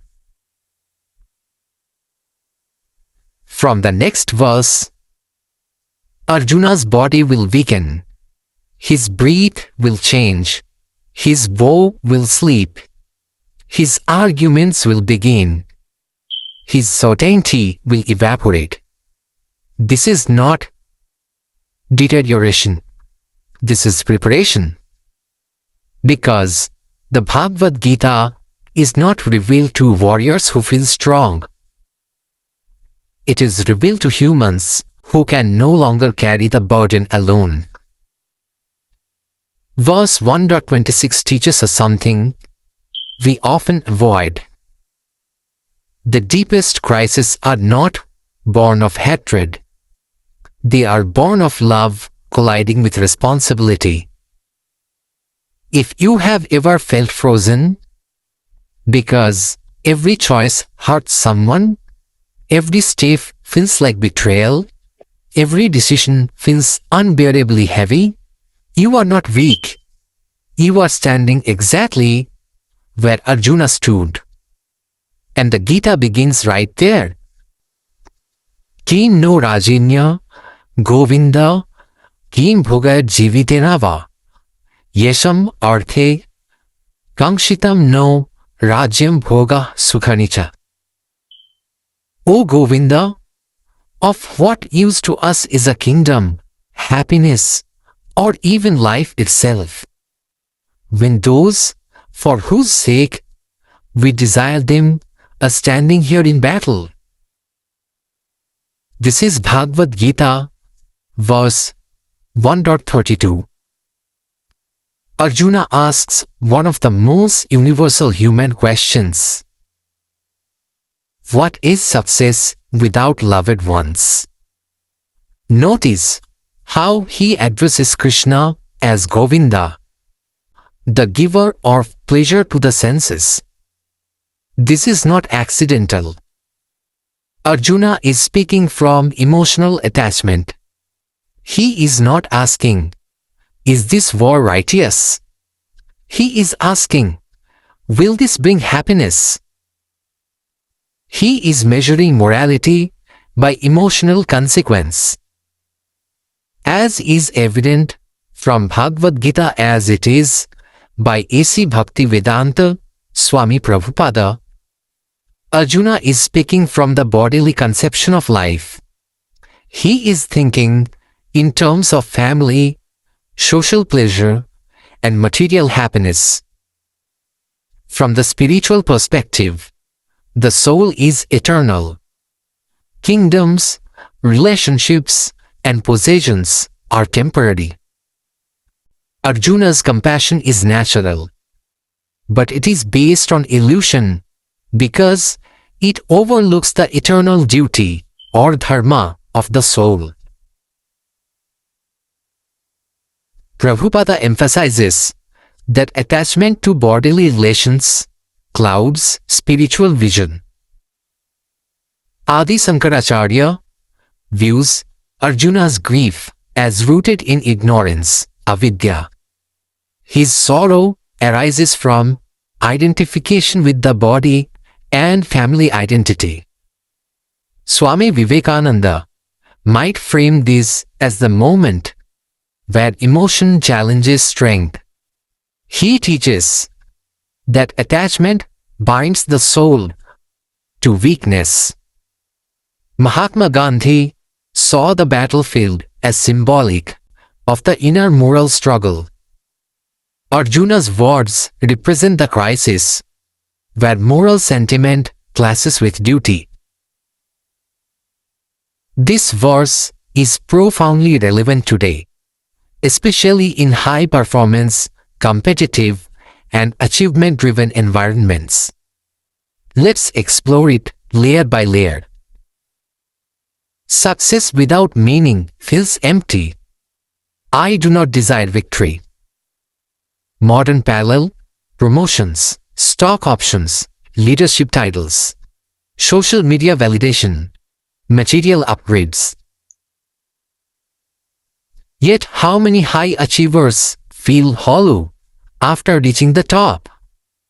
You can build a billion-dollar company, a powerful brand, a prestigious career. But if it costs relationships, integrity, health, or inner peace, victory tastes bitter. Achievement without alignment leads to emotional exhaustion. This is why burnout is highest among top performers. Arjuna shifts from strategy to purpose. In today's world, we optimize productivity, We automate workflows, we maximize ROI, we measure KPIs. But rarely do we pause and ask, why am I doing this? Verse 1.32 is the beginning of a purpose crisis. Many professionals experience this around. When purpose collapses, motivation disappears. Arjuna's dilemma. Winning means harming those he loves. Modern equivalent. Corporate decisions that impact employees. Business strategies that hurt competitors unfairly. Political power struggles. Family inheritance conflicts. Legal battles between relatives. Sometimes, success requires stepping over someone. And sensitive individuals pause. Ethical discomfort is a sign of inner refinement, not weakness. Pleasure loses meaning without emotional connection. What is the use of enjoyment or even life itself? This is powerful. Arjuna recognizes pleasure without loved ones is meaningless. In modern reflection, luxury vacations without emotional intimacy, big houses with empty rooms, social media fame without real friendship, career wins without someone to celebrate with. This verse reminds us that joy is relational, not transactional. Verse 1.32 is not the end of Arjuna's strength, it is the beginning of his transformation. In modern life, when your job feels meaningless, when success feels empty, when goals no longer excite you, when you question your entire direction, you are not falling or you are not failing. You are at the threshold of deeper clarity. Breakdown precedes breakthrough.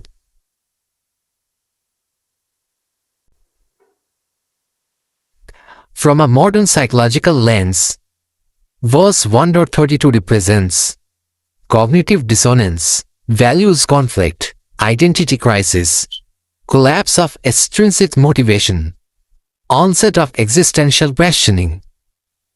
This is similar to what Viktor Frankl described.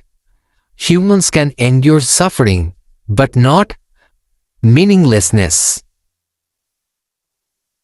Bhagavad Gita 1.32 teaches us, success without soul is hollow, achievement without ethics is unstable, pleasure without connection is empty, action without purpose collapses motivation.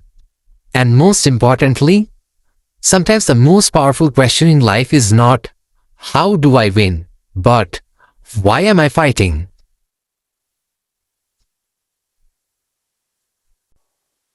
Ta ime vasthita yuddhe pranamans tyaktava dhananicha acharya pitaraha putras tataiva cha pitamaha.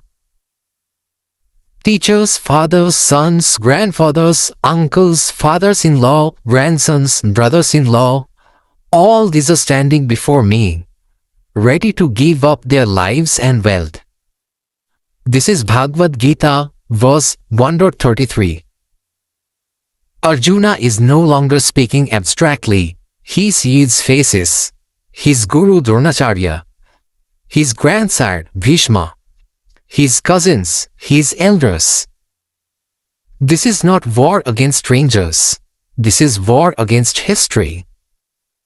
In the previous verse, Arjuna says he does not desire victory or kingdom. Now in 1.33, he deepens his reasoning. The very people for whom I want success are standing before me as opponents. This is not fear. This is relational awareness. Arjuna recognizes that success disconnected from loved ones loses meaning. Prabhupada explains that Arjuna's compassion is misplaced because he forgets that all these persons are eternal souls. The body may die, but the soul cannot be slain. Moreover, fighting for righteousness, dharma yuddha, is a sacred duty for a kshatriya. Avoiding duty out of sentiment becomes weakness, not virtue. Adi Sankaracharya sees this as attachment to social identity. Arjuna identifies them as my teacher, my grandfather, reinforcing ego-based identity. Ramanujacharya emphasizes that righteous action must align with divine will, not personal attachment. This verse is extraordinarily relevant in today's achievement-driven world. Arjuna says, "For whose sake we desire kingdom." Modern parallels: working 14-hour days for family, building wealth for children, chasing promotions for stability, growing influence for legacy. Yet, ironically, family relationships suffer, children feel emotionally distant, health declines, presence disappears. If the pursuit of success damages the very people it is meant to serve, the definition of success needs examination. Arjuna realizes, if his loved ones die in battle, what use is victory? Modern examples: retiring wealthy but alone, building status but losing friendships, winning legal disputes that permanently fracture family, corporate rivalry destroying long-standing relationships. You may win the battle but lose the relationship. Winning that costs connection is a disguised loss. Arjuna admits, the kingdom of pleasures were desired for them. Many people build lives based on parental expectations, societal prestige, peer comparison, cultural definitions of success. But when crisis comes, they ask, did I ever want this for myself? Unexamined motivations collapse under pressure. Verse 1.33 exposes borrowed ambition. Arjuna's happiness was conditional. I will be happy if we win and enjoy together. But life is uncertain. Financial plans get disrupted by illness.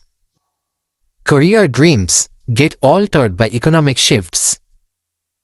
Relationships change unexpectedly. If happiness depends entirely on external stability, it is fragile. Sustainable joy must be internally anchored, not situationally dependent. Arjuna pauses before acting. Today's fast-moving world rewards aggressive scaling, rapid decision-making, competitive dominance. But verse 1.33 models something rare: empathy before action. He recognizes, these are not enemies, they are my people. Human awareness must precede strategic execution. This verse also invites deep introspection. Are you building your career for your parents' approval? Are you chasing titles to silence insecurity? Are you competing to prove worth? Are you sacrificing presence for a future that may never arrive? Arjuna's clarity: if the beneficiaries of success disappear, the goal dissolves. Modern translation: if your why is external and fragile, your motivation will not survive crisis. Many modern professionals experience emotional numbness, relational withdrawal, loss of meaning and achievement. Often this arises when the original purpose, supporting loved ones, becomes replaced by ego or habit. Verse 1.33 reminds us, The heart must remain connected to the original intention. Verse 1.33 teaches attachment-based conflict, identity crisis under stress, breakdown of extrinsic motivation, realization of relational dependency in happiness, emotional empathy overriding aggression. From a modern psychology perspective, this is the moment values override ambition. Bhagavad Gita 1.33 teaches success must include those it claims to serve. Relationships define the meaning of achievement. Motivation rooted in external beneficiaries is fragile. True clarity arises when ambition meets conscience. Before striving, ask, who am I doing this for? And more importantly, are they being included in the journey or sacrifice for it?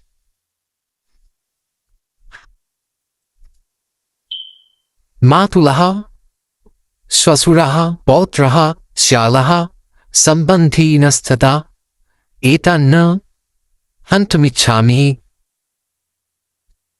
Dvantopi, Madhusudana. O Madhusudana, I do not wish to kill these relatives, even if they kill me.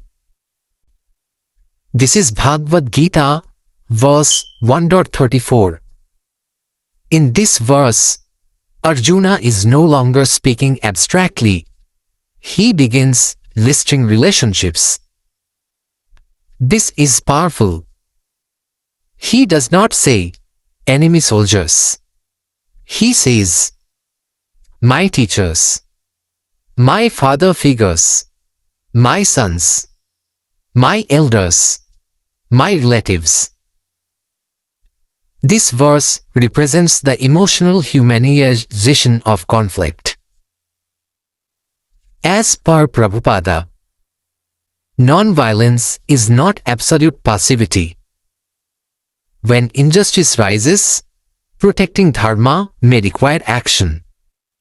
Krishna will later reveal, Arjuna is merely an instrument. True non-violence is alignment with divine will, not paralysis. Let's see where we find the relevance in modern days. Refusal to retaliate even when attacked. Arjuna says, even if they kill me. Modern parallels. Being unfairly criticized at work. Facing betrayal by someone trusted. Being attacked publicly or politically. Experiencing aggression in business competition. The instinct is retaliation. But Arjuna pauses. Moral strength includes the capacity not to retaliate blindly. The cost of passive morality. Arjuna prefers withdrawal. Avoiding difficult conversations, staying silent against wrongdoing. Choosing comfort over responsibility. Avoiding leadership decisions to stay nice. Sometimes we confuse emotional discomfort, avoidance with moral superiority. The Gita unfolds because this confusion must be resolved.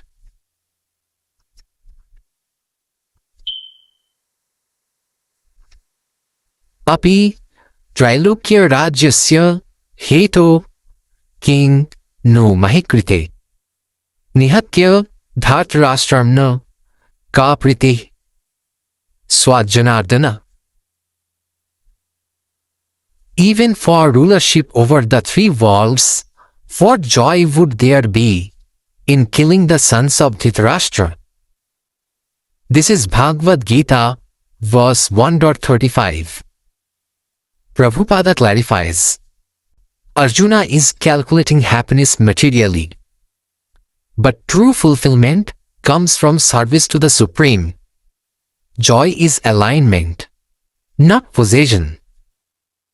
Arjuna now rejects even ultimate power. Three worlds, heaven, earth, and the intermediate realm. He says, even that is meaningless. This is existential emptiness. This verse speaks directly to to ethical conflict, retaliation, and moral restraint in modern life. Power is not worth moral correction, he says. Not even for the three walls. This is hyperbolic, meaning, no amount of power justifies this action. Would you sacrifice integrity for promotion? Would you damage a colleague for visibility? Would you exploit loopholes for profit? Would you destroy relationships for dominance? Verse 135 challenges. What is your ethical price? Arjuna rejects kingdom, pleasure, earthly rule, even cosmic sovereignty. Ambition has no natural limit, but ethics must set one. Without boundaries, corporations exploit. Leaders become authoritarian. Families fractured. Individuals rationalize harm. Ambition must be governed by conscience. Here lies something subtle.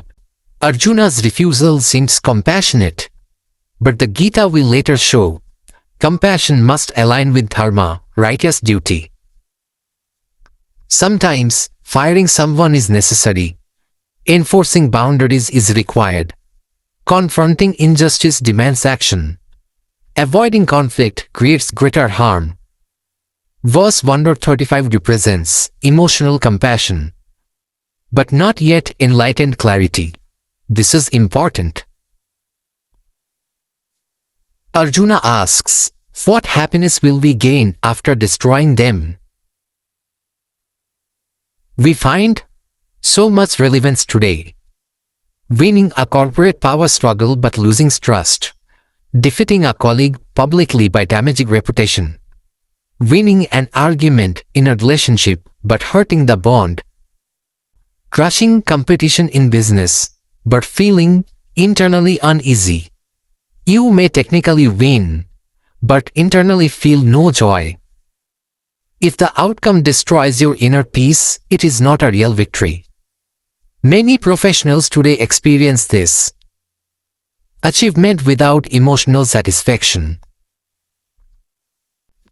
This verse reminds us, before pursuing success, ask, will this actually bring peace? Arjuna forces something profound. Even if we win, we will carry the emotional burden of how we won. Modern examples. Leaders who compromise values for rapid growth. Founders who sideline co-founders to gain control. Families who win inheritance battles but fracture permanently. Political victories that deepen societal division. External success can create internal regret. A result is only worthwhile if you can live peacefully with the process that produced it. This is a powerful leadership lesson. Sustainable success must align with conscience. Before any major decision, ask, will this outcome truly make me happy? Or will I win externally and lose internally? Arjuna's question is timeless. What joy will come from this? Verse 135 has psychological interpretation. It represents empathy overload, conflict avoidance response, moral absolutism under stress, attachment-based paralysis, identity collapse under duty pressure. This is the emotional beginning point before spiritual teaching begins. Bhagavad Gita 135 teaches, not all power is worth pursuing. Retaliation is not always strength. Compassion is powerful, but must be guided by wisdom. Ethical hesitation is the doorway to higher understanding. Arjuna stands at the edge of emotion versus duty, attachment versus dharma, love versus responsibility. And this tension is deeply modern. We live in a culture obsessed with scale. Bigger companies, bigger homes, bigger followings, bigger titles. But scale does not equal peace. Power does not equal joy. Arjuna exposes this illusion. Let us observe what the purport from the Bhagavad Gita as it is has to say. For Bhagavad Gita 132 to 135. Arjuna has addressed Lord Krishna as Govinda because Krishna is the object of all pleasures for cows and the senses. By using the significant word, Arjuna indicates that Krishna should understand what will satisfy Arjuna's senses. But Govinda is not meant for satisfying our senses. If we try to satisfy the senses of Govinda, however, then automatically our own senses are satisfied. Materially, everyone wants to satisfy his senses, and he wants God to be the order supplier for such satisfaction. The Lord will satisfy the senses of the living entities as much as they deserve, but not to the extent that they may covet. But when one takes the opposite way, namely, when one tries to satisfy the senses of Govinda without desiring to satisfy one's own senses, then, by the grace of Govinda, all desires of the living entity are satisfied. Arjuna's deep affection for community and family members is exhibited here partly due to his natural compassion for them. He is therefore not prepared to fight. Everyone wants to show his opulence to friends and relatives. But Arjuna fears that all his relatives and friends will be killed on the battlefield, and he will be unable to share his opulence after victory. This is a typical calculation of material life. The transcendental life, however, is different. Since a devotee wants to satisfy the desires of the Lord, he can, Lord willing, accept all kinds of opulence for the service of the Lord. And if the Lord is not willing, he should not accept a farthing. Arjuna did not want to kill his relatives, and if there were any need to kill them, he desired that Krishna kill them personally. At this point, he did not know that Krishna had already killed them before their coming into the battlefield, and that he was only to become an instrument for Krishna. This fact is disclosed in following chapters. As a natural devotee of the Lord, Arjuna did not like to retaliate against his miscreant cousins and brothers. But it was the Lord's plan that they should all be killed. The devotee of the Lord does not retaliate against the wrongdoer. But the Lord does not tolerate any mischief done to the devotee by the miscreants. The Lord can excuse a person on his own account, but he excuses no one who has done harm to his devotees. Therefore the Lord was determined to kill the miscreants, although Arjuna wanted to excuse them. Papameva shrayetasman hatvaitana tatayina tasmanarha vayanhantu dhartarashtran sabandhavan swajanan hi kathan hatva sukhinaha syama madhava. Meaning, sin will overcome us if we slay such aggressors. Therefore, it is not proper for us to kill the sons of Dhritarashtra and our friends. What should we gain? O Madhava, husband of the goddess of fortune? And how could we be happy by killing our own kinsmen? Now let us look closely into the purport from Bhagavad Gita as it is by A.C. Bhaktivedanta Swami Prabhupada. According to Vedic injunctions, there are 6 kinds of aggressors. A poison giver, one who sets fire to the house, one who attacks with deadly weapons, one who plunders riches, one who occupies another's land, and one who kidnaps a wife. Such aggressors are at once to be killed, and no sin is incurred by killing such aggressors. Such killing of aggressors is quite befitting for any ordinary man. But Arjuna was not an ordinary person. He was saintly by character, and therefore he wanted to deal with them in saintliness. This kind of saintliness, however, is not for a Kshatriya. Although a responsible man in the administration of a state is required to be saintly, he should not be cowardly.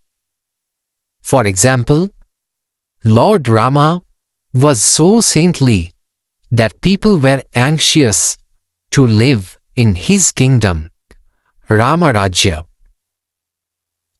But Lord Rama never showed any cowardice. Ravana was an aggressor against Rama because he kidnapped Rama's wife Sita. But Lord Rama gave him sufficient lessons, unparalleled in the history of the world. In Arjuna's case, however, one should consider the special type of aggressors, namely his own grandfather, own teacher, friends, sons, grandsons, etc. Because of them, Arjuna thought that he should not take the severe steps necessary against ordinary aggressors. Besides that, saintly persons are advised to forgive. Such injunctions for saintly persons are more important than any political emergency. Arjuna considered that rather than kill his own kinsmen for political reasons, it would be better to forgive them on grounds of religion and saintly behavior. He did not, therefore, consider such killing profitable simply for the matter of temporary bodily happiness. After all, kingdoms and pleasures derived therefrom are not permanent. So, why should he risk his life and eternal salvation by killing his own kinsmen? Arjuna's addressing of Krishna as Madhava, or the husband of the goddess of fortune, is also significant in this connection. He wanted to point out to Krishna that, as husband of the goddess of fortune, he should not have to induce Arjuna to take up a matter which would ultimately bring about misfortune. Krishna, however, never brings misfortune to anyone, to say nothing of his devotees. Arjuna now calls the Kauravas Atataina, aggressors. According to Vedic law, an aggressor, one who sets fire, poisons, attacks with weapons, steals land or wife, may be justly killed without incurring sin. Yet Arjuna says, even though they are aggressors, killing them will bring us sin. This is the turning point. Arjuna's grief has now evolved into moral argument. Prabhupada makes a profound observation. Arjuna is speaking like a wise moralist, but his reasoning is clouded by attachment. Key points from Prabhupada. Number 1. Yes, the Kauravas were aggressors. By Vedic law, they deserved punishment. Number 2. A Kshatriya's duty is to protect dharma. Arjuna's role as a warrior was divinely ordained. Number 3. Arjuna's compassion is material, not spiritual. He is confusing bodily relationships with eternal reality. Number 4. True sin would be abandoning one's duty. To refuse to fight a righteous war under divine order would be a greater sin.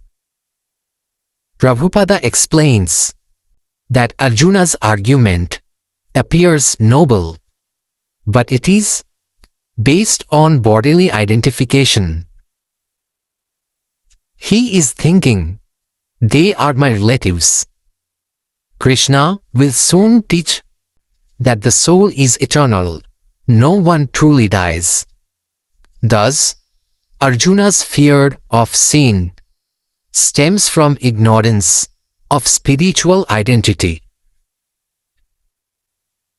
Swami Vivekananda often emphasized strength and responsibility. From his lens, Arjuna represents the human mind at the age of action, overwhelmed by emotion. Compassion is beautiful, but when compassion prevents righteous action, it becomes weakness. Dr. Sarvapalli Radhakrishnan interprets this as Arjuna's conscience is awakening, but it is not yet illuminated by higher wisdom. He sees moral complexity, but lacks transcendental clarity. Bal Gangadhar Tilak in Gita Rahasya stresses action. He would argue, the Gita teaches selfless action aligned with cosmic order, not passive renunciation in moments of difficulty. Arjuna's hesitation is natural, but dharma cannot collapse because of personal discomfort. Arjuna asks, how can we be happy after killing our own? This is deeply human. He equates external victory with internal peace. He fears moral guilt, emotional trauma, social destruction, loss of meaning after success. This is not cowardice. This is existential conflict. Let's bring this into today's world. Imagine a CEO discovering corruption in a company run by close associates or even family members. If exposed, the company survives. Ethics are upheld. If hidden, relationships are preserved. Arjuna's question echoes, how can I be happy if I destroy my own? The Gita's lesson? True happiness cannot arise from compromise of dharma. What if a friend is involved in fraud? Reporting them causes pain. Staying silent supports injustice. Compassion without truth becomes participation in wrongdoing. Sometimes Protecting peace requires confrontation. Not all conflict is sinful. Sometimes, avoiding necessary action creates larger harm. Many professionals delay tough decisions because of emotional attachment. Firing underperforming staff, ending toxic partnerships, leaving unhealthy relationships. Arjuna's paralysis mirrors this universal human experience. Arjuna believes, killing them will make me sinful. Krishna will later teach, sin depends on intention and alignment with dharma. Action performed without selfish motive, without hatred, under divine guidance, does not bind the soul. The real question is not, will this hurt someone? The real question is this aligned with truth? Notice something beautiful. Arjuna addresses Krishna as Madhava, husband of the goddess of fortune. In distress, he turns toward divine consciousness. Even in confusion, he seeks higher wisdom. That is the beginning of awakening. Here are some of the core life principles from verse 1.36. Number 1. Emotional compassion can cloud moral clarity. Number 2. Attachment often disguises itself as righteousness. Number 3. True happiness cannot be built on compromised duty. Number 4. Difficult decisions test spiritual maturity. Number 5. Dharma sometimes requires painful action. Number 6. Seeking divine guidance transforms confusion into wisdom. Number 7.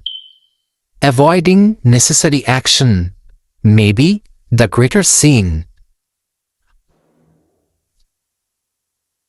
Arjuna stands between two armies, but also between two worlds: attachment and duty, emotion and wisdom, body and soul.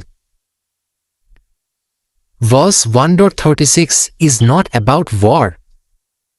It is about the human struggle to act rightly when the cost is personal. Yadyopete na pashyanti lobhupaha tachetasah kulaksha krinta dosan mitradrohe chapatakam. Although these men, whose consciousness is overcome by greed, see no fault in destroying their own family or betraying friends. Katham na gyayasmas madhi papadasma nivartitum kulaksha kritam doshanum. Prapashyardi Janardanan. Why should we, who clearly see the evil in destroying a family, not turn away from this sin, O Janardana? This is Bhagavad Gita, verse 1.37 and 1.38. Up until now, Arjuna has been emotional. He has spoken about grief, about relationships, about loss. But here, something shifts. This is no longer about personal pain. This becomes a moral argument. Arjuna now says, They may not understand what they are doing, but we do. And in that moment, he introduces one of the most powerful ethical dilemmas in human history. Does someone else's blindness justify our participation? As is evident from the purport in Bhagavad Gita as it is, a Kshatriya is not supposed to refuse to battle or gamble when he is so invited by some rival party. Under such obligation, Arjuna could not refuse to fight because he was challenged by the party of Duryodhana. In this connection, Arjuna considered that the other party might be blind to the effects of such a challenge. Arjuna, however, could see the evil consequences and could not accept the challenge. Obligation is actually binding when the effect is good, but when the effect is otherwise, then no one can be bound. Considering all these pros and cons, Arjuna decided not to fight. Srila Prabhupada explains this moment as the rise of moral awareness. He notes, the Kauravas are described as Lobhupahate. Their consciousness has been damaged by greed, not influenced, not tempted, but overpowered. Prabhupada emphasizes, when greed takes over consciousness, it does not simply motivate wrongdoing. It distorts perception itself. Right begins to look wrong. Wrong begins to look justified. And destruction begins to appear necessary. This is not just an external battle anymore. This is a battle of consciousness. Arjuna is saying something extremely subtle. They are blinded, but we are not. And this changes everything. According to Prabhupada, when someone acts in ignorance, they incur karma. But when someone acts with awareness, they incur deeper responsibility, because awareness creates choice. Adi Sankaracharya deepens this further. He interprets Arjuna's concern as a recognition that moral clarity increases duty. If someone unknowingly causes harm, it is tragic. But if someone knowingly participates, it becomes deliberate. In modern terms, ignorance may explain action, but awareness demands restraint. Ramanujacharya frames this moment through dharma. He suggests, dharma is not only about what is permitted, it is about what is appropriate for one's level of awareness. The Kauravas may be acting from delusion, but Arjuna cannot, and therefore his responsibility is greater. Swami Chinmayananda adds a psychological lens. Greed does not simply push people toward action. It blinds them to consequences. The Kauravas do not see family destruction, social collapse, long-term chaos. They see only victory, power, ownership. And Arjuna sees their blindness and fears becoming part of it. Arjuna is not asking, is what justified? He is asking, is becoming like them justified? Because sometimes the greatest danger is not losing the battle. It is losing the moral difference between the sides.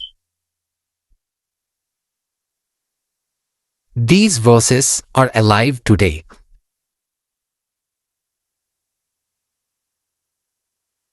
Modern politics often operates on, if they attack, we must attack harder. Truth becomes secondary. Strategy becomes primary.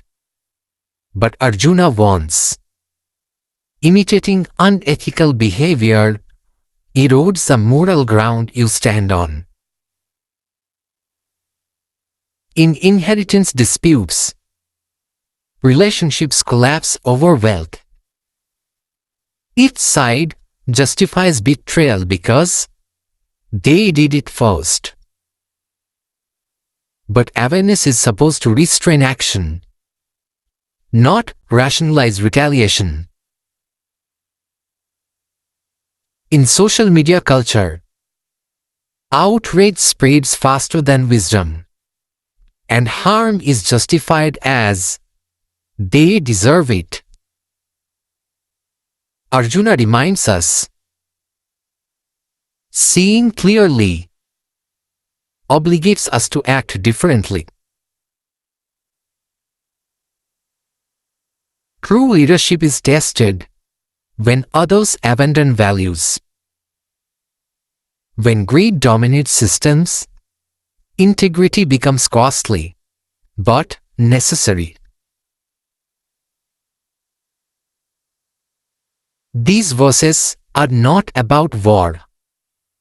They are about moral independence. Arjuna refuses to outsource his conscience. He refuses to say, they forced me into this. He says instead, I see what this leads to. Greed blinds, but awareness obligates.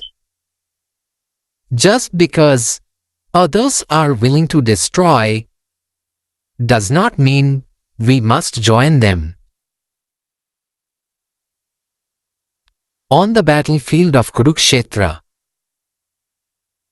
Arjuna discovers something universal.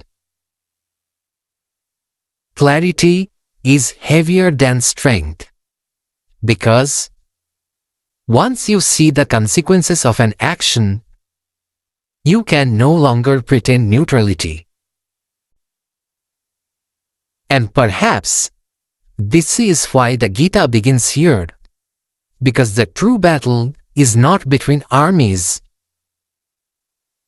It is between convenience and conscience. Arjuna stands on the battlefield, but his real struggle is not with weapons. It is with wisdom. In verses 1.37 and 1.38, he teaches us something timeless. The world may be driven by ambition, by competition, by greed, but clarity changes the rules. Once you see the consequences of an action, you are no longer free to pretend ignorance. You are called to choose. And that choice defines not just victory, but character. Not just success, but civilization. The Kauravas were blinded by desire. Arjuna feared becoming blinded by imitation. And perhaps That is the deeper lesson for us today. True strength is not just fighting the wrong outside. It is refusing to adopt it within. Kulakshay pranashyanti kula dharma sanatana dharme nashte kulam Krishna madharmo bhivavito. When a family is destroyed, the eternal family traditions perish. And when these traditions are lost, the entire family becomes overwhelmed by irreligion. This is Bhagavad Gita, verse 1.39. As is evident from the purport in Bhagavad Gita as it is, in the system of the Varnashrama institution, there are many principles of religious traditions to help members of the family grow properly and attain spiritual values. The elder members are responsible for such purifying processes in the family, beginning from birth to death. But on the death of the elder members, such family traditions of purification may stop, and the remaining younger family members may develop irreligious habits and thereby lose their chance for spiritual salvation. Therefore, for no purpose should the elder members of the family be slain. Arjuna is no longer speaking like a warrior. He is now speaking like a guardian of civilization. He is no longer afraid of death. He is afraid of social collapse. This verse marks a critical turning point. Arjuna's concern moves from personal grief to societal consequences, from emotional distress to civilizational breakdown. He begins to see that war is not just about victory or defeat. War is about what happens after the victory. Srila Prabhupada gives a powerful sociological interpretation here. He explains that a family is not merely a biological unit. It is a spiritual institution. It is the first school of dharma. Within the structure of the family, moral conduct is taught. Spiritual values are transmitted. Duties are understood. Social responsibility is cultivated. These are called Sanatana Kula Dharmas, eternal family principles, such as honoring elders, performing spiritual rituals, ethical marriage conduct, protecting women, guiding children toward virtue, sustaining lineage values. Prabhupada emphasizes, when the men of a family are killed, when leadership disappears, the structure that preserves dharma collapses. Without protectors and guides, tradition fades, discipline dissolves, spiritual life weakens, and adharma, disorder, chaos, moral confusion takes over. He also highlights that civilization survives not by military power, but by preservation of values. Destroy the carriers of culture, and culture disappears. Adi Sankaracharya interprets Kula Dharma as the sacred duties that sustain social harmony. These are not optional customs. They are stabilizing forces of society. Without them, ethical restraint weakens, social roles collapse, moral clarity disappears. Thus, irreligion does not enter violently. It seeps in gradually, through neglect. Ramanujacharya highlights that the family is the transmission channel of dharma. Dharma does not sustain itself automatically. It must be taught, modeled, protected. War breaks this chain. And once the chain breaks, future generations grow without guidance. Swami Chinmayananda gives a psychological reading. He says, family traditions are the subconscious moral compass of society. When traditions collapse, people lose their internal reference system. Right and wrong become subjective. Society begins operating on impulse rather than wisdom. Dr. Radhakrishnan expands this into civilizational philosophy. He notes, culture survives through continuity. Break continuity and identity dissolves. A society without inherited values becomes rootless. Our rootless societies are easily destabilized. Arjuna's fear is no longer ancient. It is unfolding today, not through war alone, but through breakdown of family systems, erosion of shared values, weakening of intergenerational wisdom, loss of ethical anchors.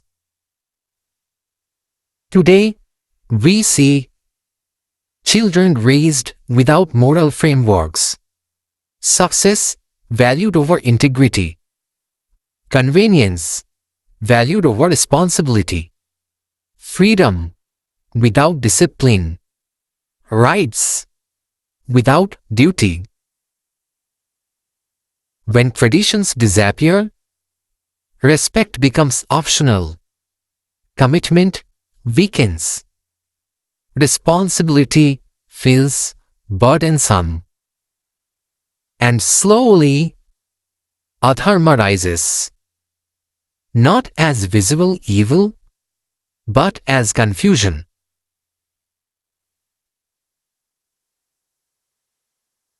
When organizations abandon founding values, short-term gains replace long-term responsibility. Scandals follow. Trust collapses. Institutions fall. When societies disconnect from heritage, they struggle to define purpose. Identity becomes fragmented. Mental health crises rise. People feel directionless. When values are outsourced to screens rather than transmitted through lived example, future generations grow technically skilled but morally uncertain. In communities where ethical leadership disappears, power replaces wisdom, influence replaces responsibility, and chaos becomes normalized. Arjuna is saying, war does not end on the battlefield. Its real consequences begin afterward. Victory may destroy the very structures that make victory meaningful. If the carriers of dharma disappear, dharma disappears. This verse is not about resisting change. It is about protecting moral continuity. Progress without values leads to instability. Power without tradition leads to chaos. Freedom without guidance leads to disorder. Arjuna's concern is not weakness. It is foresight. He sees that the destruction of families is the destruction of dharma, and the destruction of dharma invites adharma into society. And once adharma takes root, it does not remain confined, it spreads from family to community to nation to civilization. Every generation must decide, will it merely inherit values, or will it preserve and transmit them? Because when dharma is forgotten, adharma does not need to fight. It simply fills the vacuum.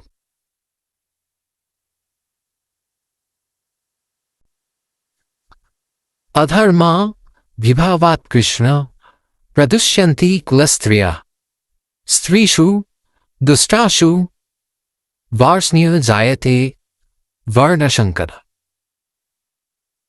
O Krishna, when irreligion prevails, the women of the family becomes corrupted, and when women are degraded, O descendant of Vrishni, unwanted social disorder arises.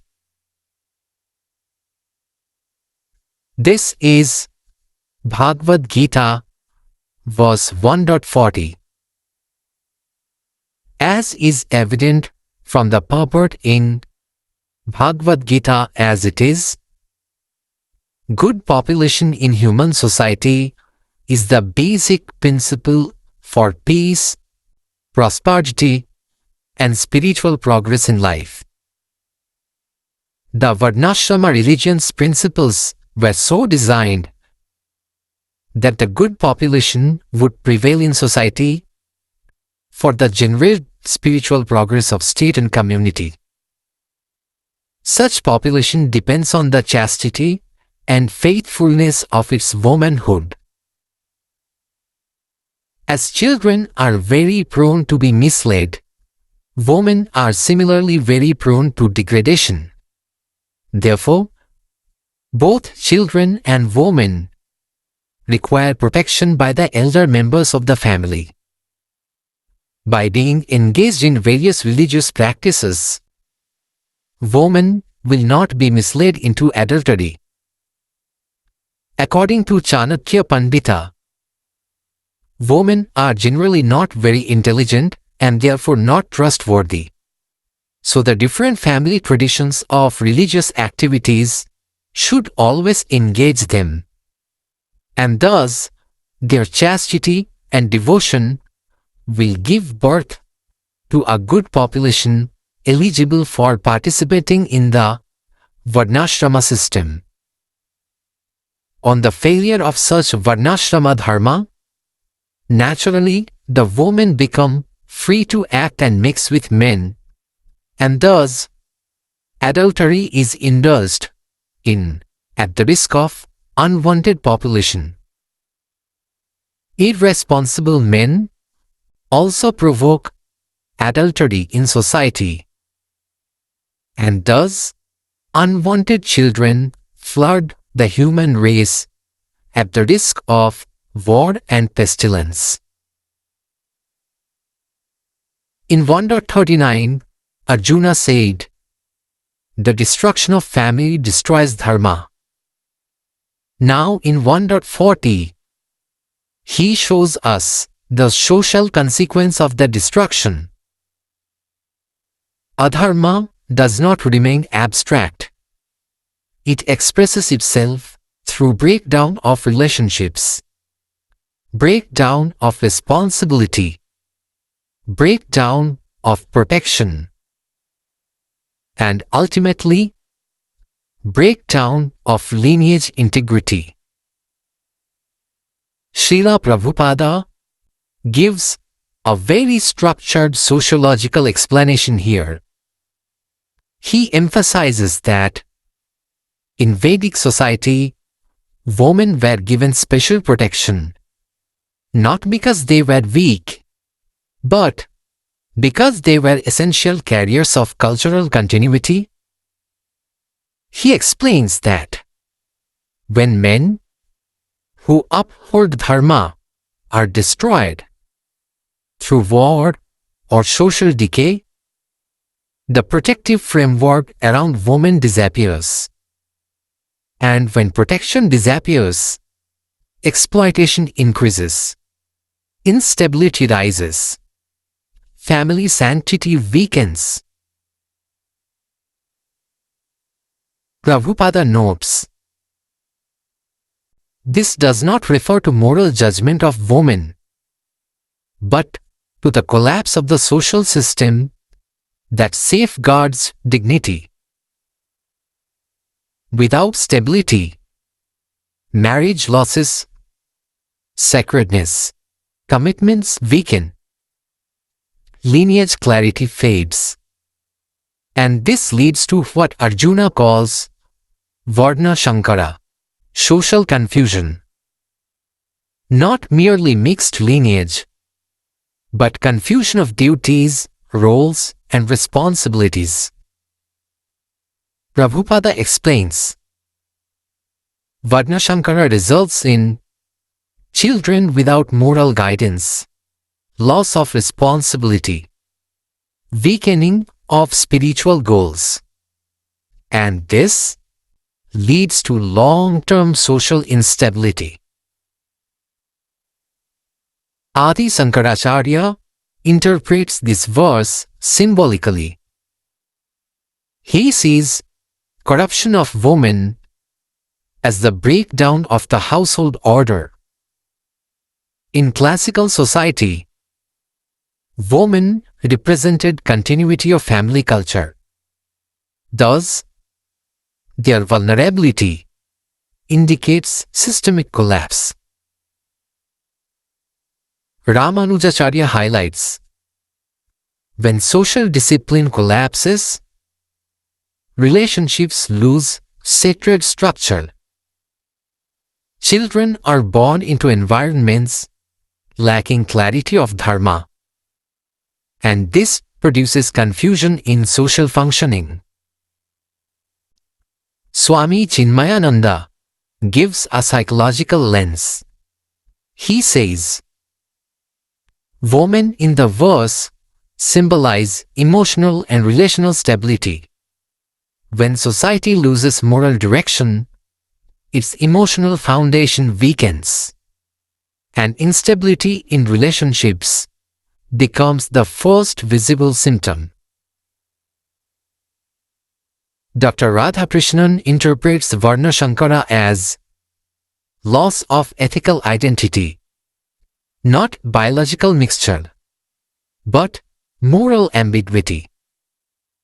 When society no longer knows what is duty, what is restraint, what is responsibility, then chaos becomes normalized. This verse is deeply misunderstood today. It is not about gender hierarchy. It is about the collapse of systems that protect dignity and responsibility.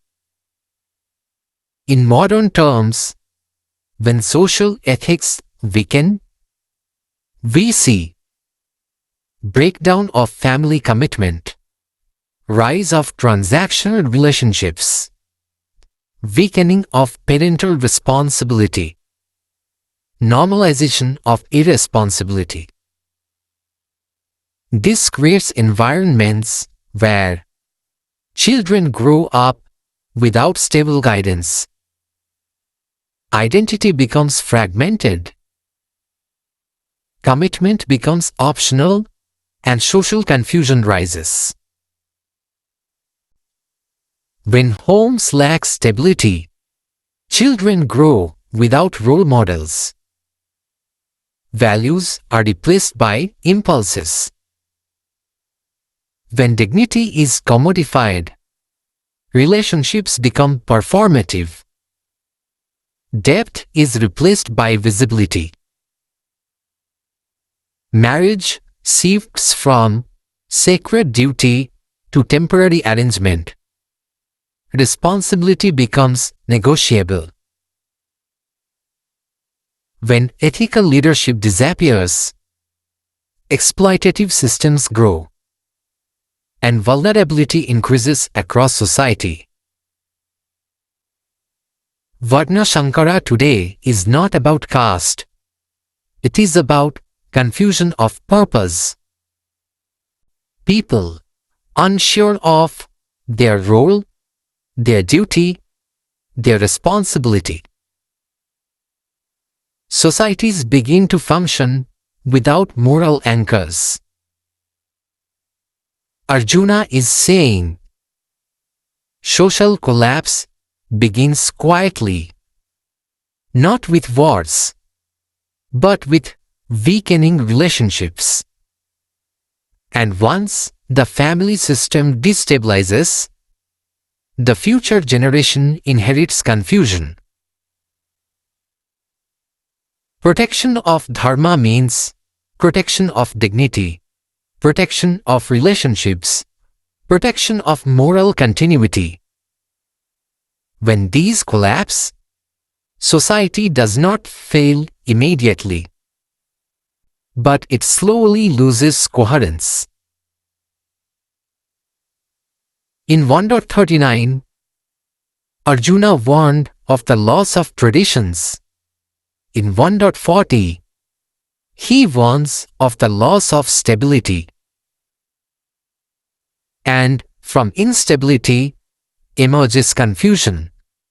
And from confusion emerges long-term disorder. Civilizations do not collapse only from enemies. They collapse when their internal moral structures weaken. And when responsibility disappears, adharma does not need to invade. It simply grows.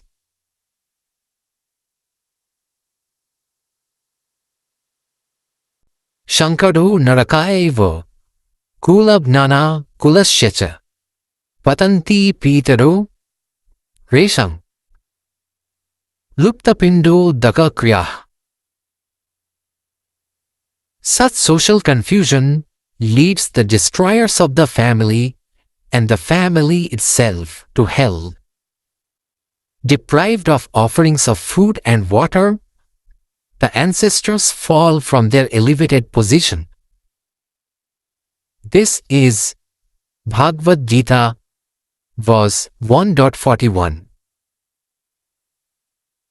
As is evident from the purport in Bhagavad Gita as it is,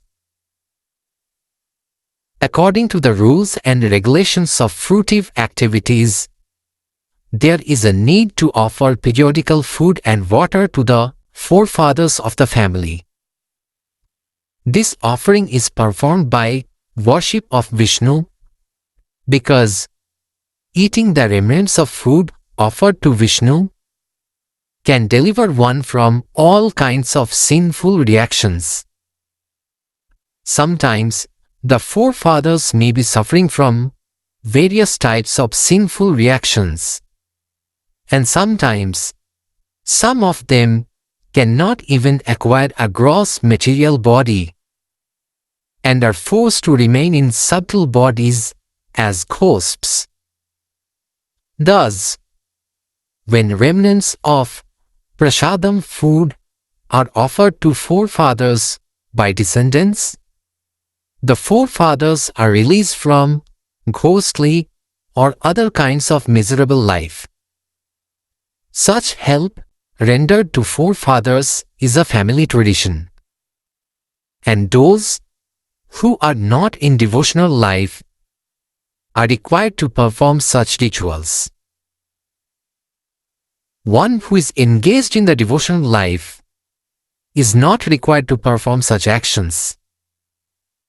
Simply by performing devotional service, one can deliver hundreds and thousands of forefathers from all kinds of misery.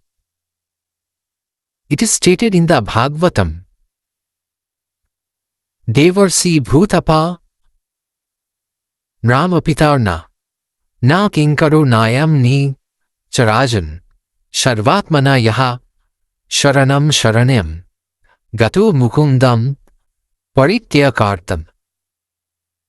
Anyone who has taken shelter of the lotus feet of Mukunda, the giver of liberation, giving up all kinds of obligation, and has taken the path in all seriousness, owes neither duties nor obligations to the demigods, sages, general living entities, family members, humankind, or forefathers. Such obligations are automatically fulfilled by performance of devotional service to the Supreme Personality of Godhead. In the previous two verses, Arjuna described a chain reaction: family destruction to loss of dharma, to rise of adharma, to social confusion. Now, he reveals the final link. This confusion does not only harm society, it breaks the sacred connection between generations. The living, the dead, and the unborn are all linked through dharma. When that chain breaks, spiritual continuity collapses. Srila Prabhupada gives a deeply spiritual explanation here. He explains that human life is not isolated. It exists within a lineage. We inherit culture, values, karma, blessings from our ancestors. And in return, we have responsibilities toward them. In Vedic tradition, descendants perform pinda and udaka offerings, rituals expressing gratitude and spiritual duty toward forefathers. Prabhupada explains, these rituals are not superstition. They symbolize continuity of responsibility across generations. When family structure collapses, there are no descendants trained to continue these duties. Thus, the ancestors are deprived of remembrance and spiritual support. This results in disruption of the lineage's spiritual progress. Prabhupada emphasizes, the destruction of dharmic family life affects past generations, present generations, and future generations. Adi Sankaracharya interprets this verse as a warning about the breakdown of sacred continuity. The rituals represent gratitude toward origin. Without them, society loses connection with its roots. Ramanujacharya highlights, ancestral duties are expressions of humility. They remind individuals that life is inherited, not self-created. When these disappear, ego replaces reverence. Swami Chinmayananda provides a psychological reading. He explains, the ancestors represent inherited wisdom.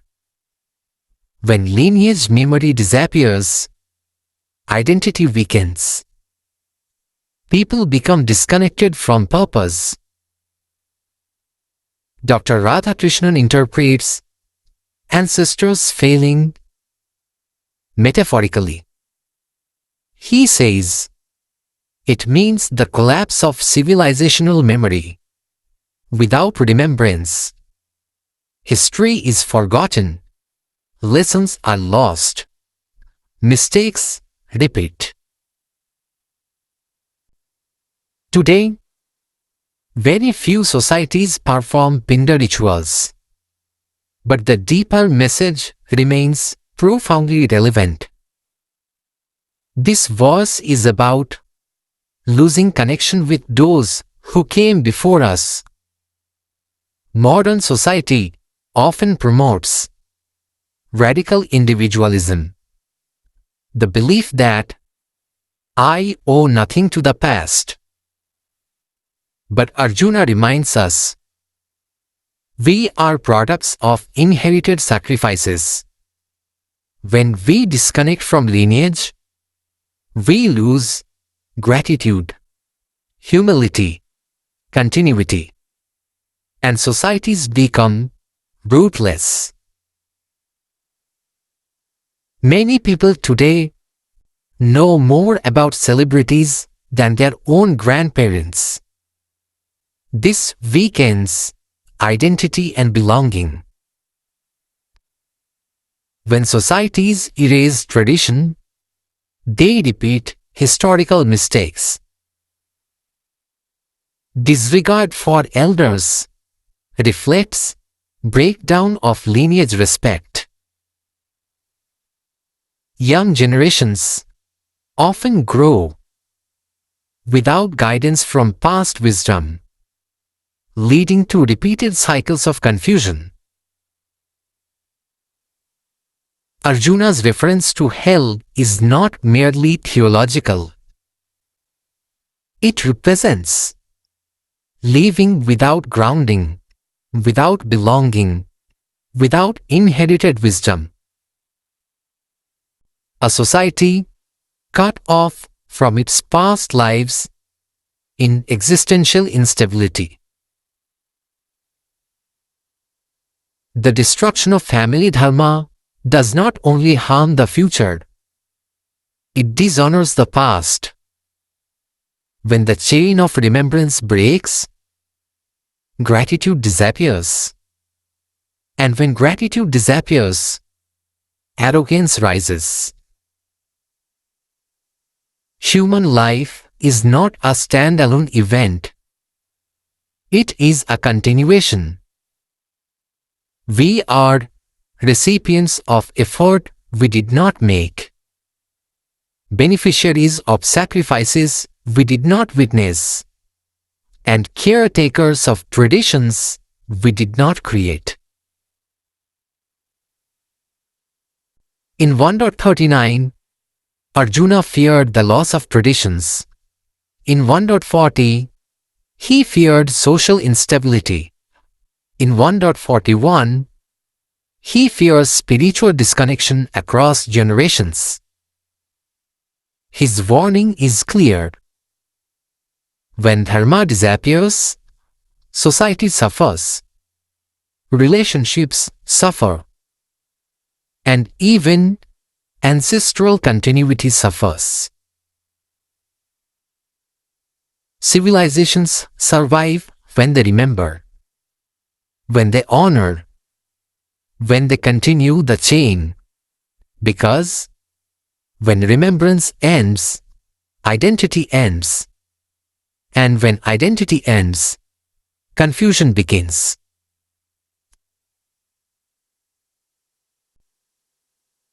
Dosha rete kulab nanau varna sankara karake utsadhante jati dharma kula dharmascha sashvata.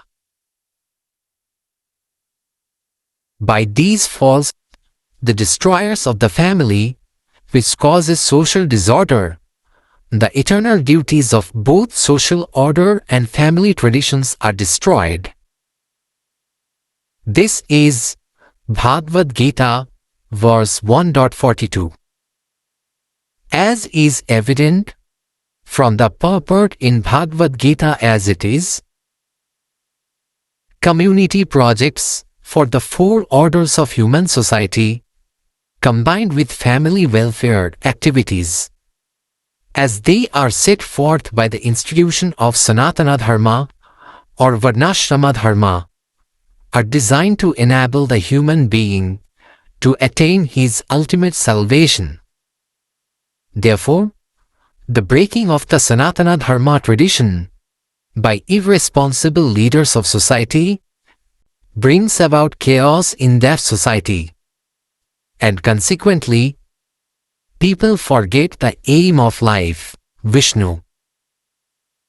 Such leaders are called blind, and persons who follow such leaders are sure to be led into chaos.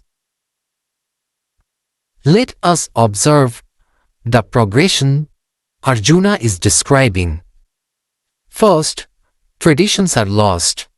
Then, relational stability weakens. Then, generational continuity breaks.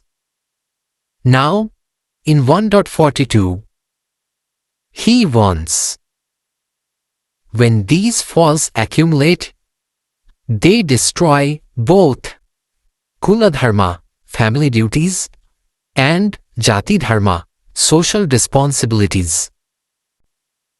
This is no longer personal tragedy. This is civilizational erosion. Srila Prabhupada provides a deeply structured understanding of this verse. He explains that human society functions through dharmic organization. There are duties based on family rules, social contribution, ethical responsibilities. These are not arbitrary divisions. They are functional frameworks for harmony. Prabhupada clarifies, when Varnashankara, social confusion arises, people no longer understand what is their duty, what is their responsibility, what is their role in the society. And when roles become unclear, accountability disappears, discipline weakens, spiritual focus declines.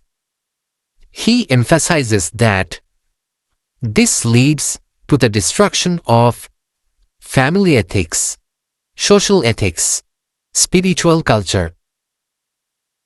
Thus, the problem is not diversity, but disorder without dharma. Adi Sankaracharya interprets this verse as a warning about the collapse of functional harmony. Social rules exist to ensure balance. When these are neglected, chaos replaces cooperation.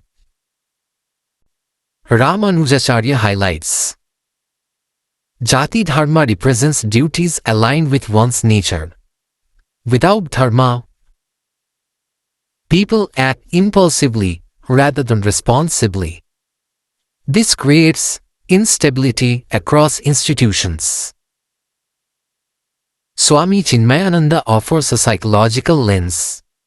He explains, when individuals lack clarity of role, they struggle with identity, and identity confusion leads to social conflict. Dr. Radhakrishnan interprets this verse as loss of ethical structure, not rigid social division, but collapse of responsibility-based functioning. Society shifts from duty to desire. Today, this verse speaks powerfully to loss of shared responsibility. In many societies, freedom has expanded, but responsibility has not kept pace. Roles, once understood, are now blurred without replacement. This creates institutional breakdown, leadership confusion, weakening of trust. When roles lack clarity, teams struggle, accountability disappears, productivity declines.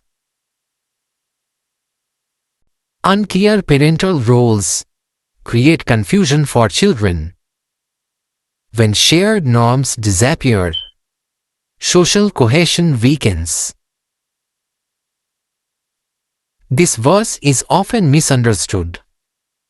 It is not about rigid hierarchy. It is about responsibility aligned with ability. Societies function when people understand their duties and fulfill them ethically. Without this, systems collapse. Arjuna is describing systemic decay. When duty dissolves, society shifts from cooperation to competition, from responsibility to entitlement, from harmony to fragmentation. Civilization is sustained not by power, but by shared responsibility. Dharma creates order. Without dharma, freedom becomes instability. A society survives not by wealth, nor by strength, but by clarity of duty. When duty disappears, structure disappears. And when structure disappears, chaos follows.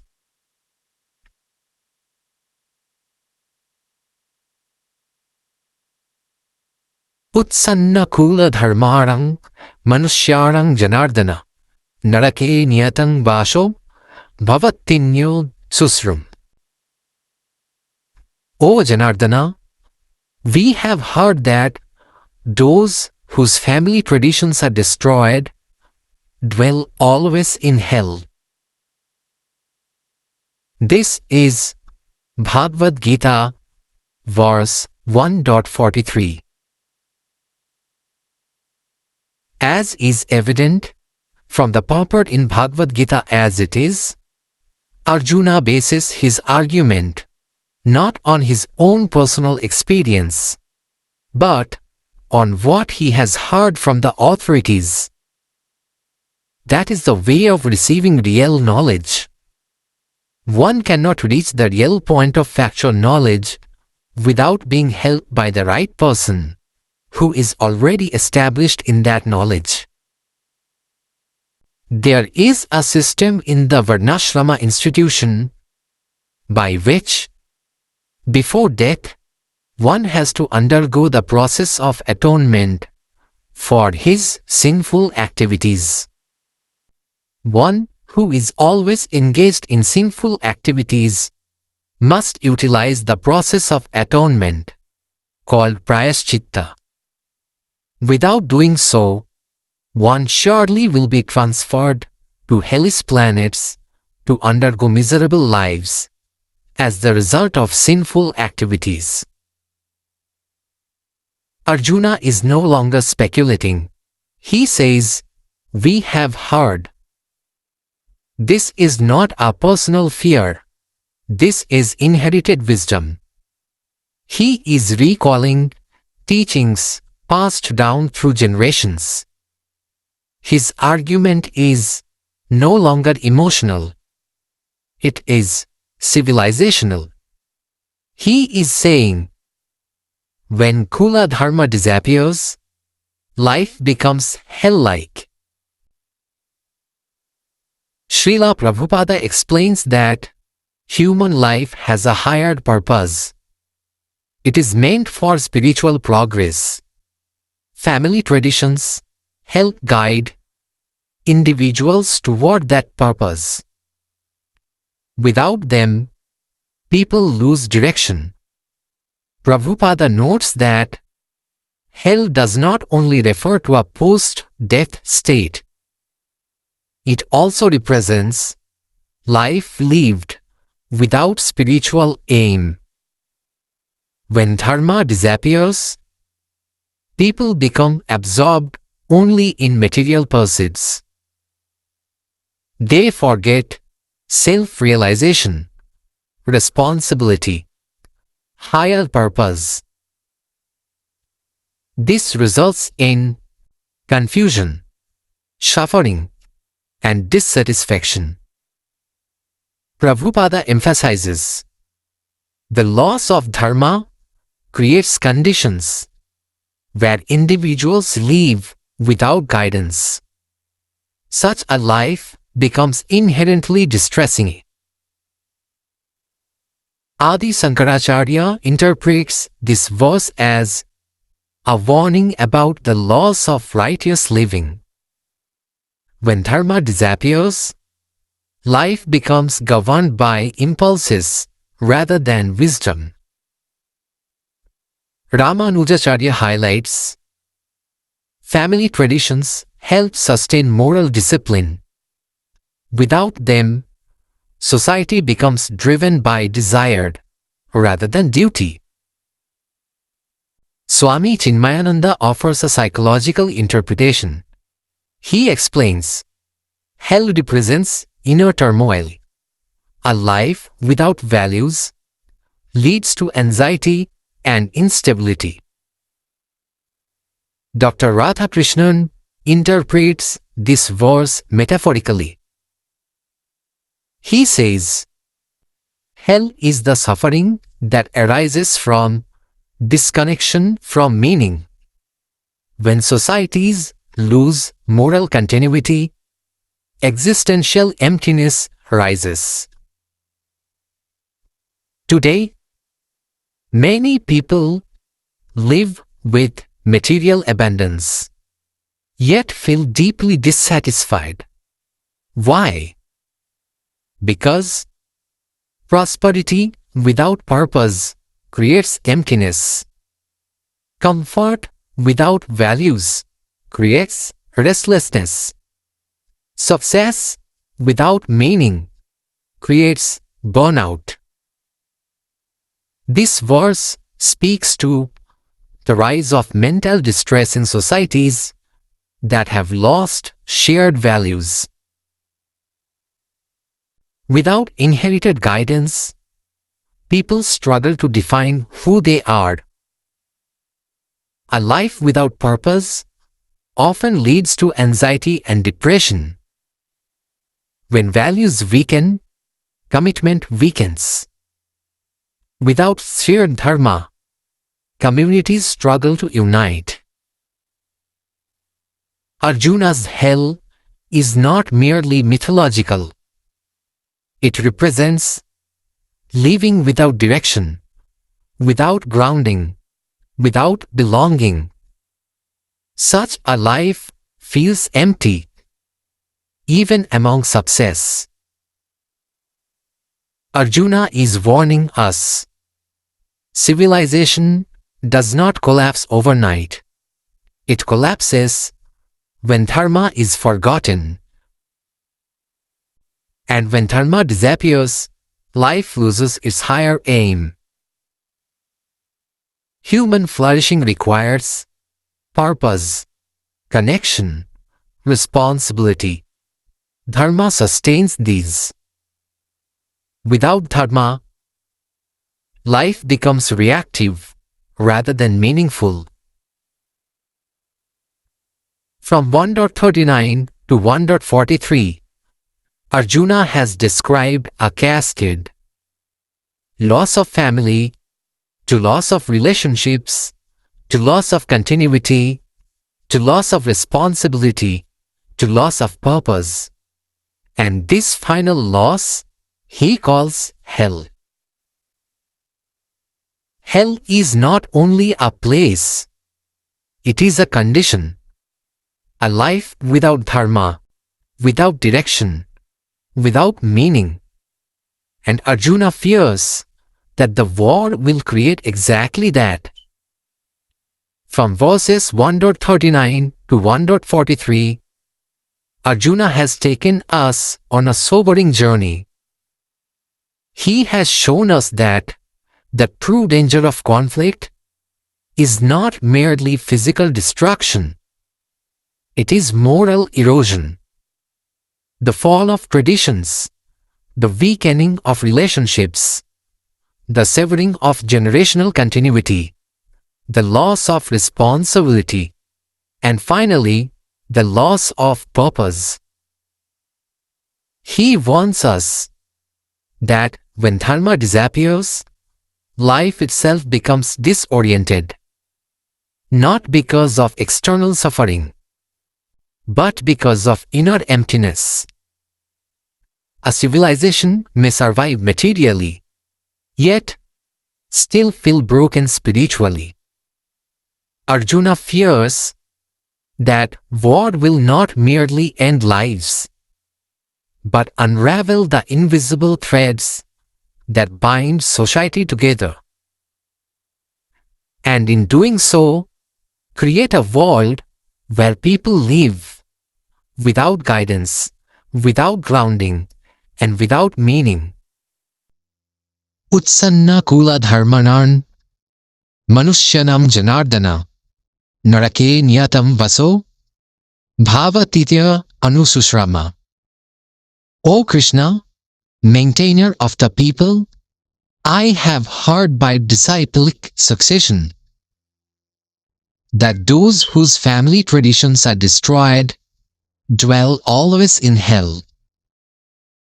This is Bhagavad Gita, verse 1.44. As is evident from the purport in Bhagavad Gita as it is, Arjuna bases his argument not on his own personal experience, but on what he has heard from the authorities. That is the way of receiving real knowledge. One cannot reach the real point of factual knowledge without being helped by the right person who is already established in that knowledge.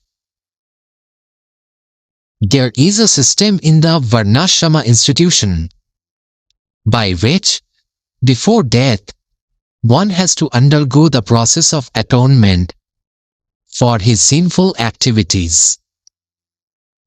One who is always engaged in sinful activities must utilize the process of atonement called prayaschitta. Without doing so, one surely will be transferred to hellish planets to undergo miserable lives as the result of sinful activities. Arjuna now turns to Krishna and addresses him as Janardana, the protector of people. He says something very important. He has heard from sacred teachings and elders that when family traditions collapse, society loses its moral foundation. In ancient Vedic culture, family was the primary unit of moral education. Values such as duty, compassion, spiritual discipline, respect for elders, responsibility toward society were transmitted through generations. When families break apart, these traditions vanish. And according to Arjuna, the result is chaos.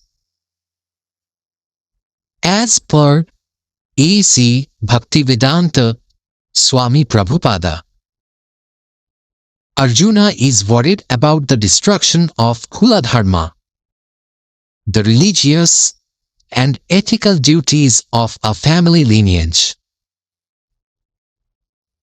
Prabhupada emphasizes that spiritual culture must be preserved through generations.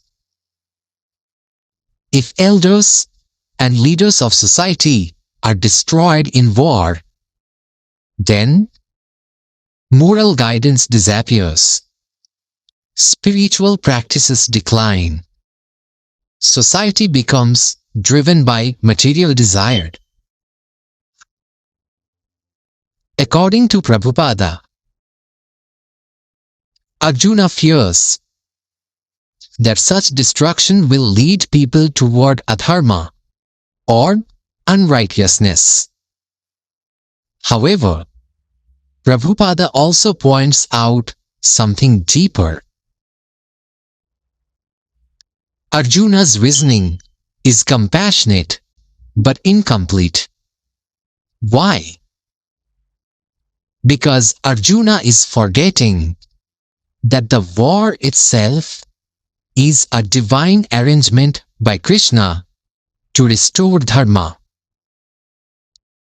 So, while Arjuna's concerns about social collapse are valid, they are also clouded by emotional attachment.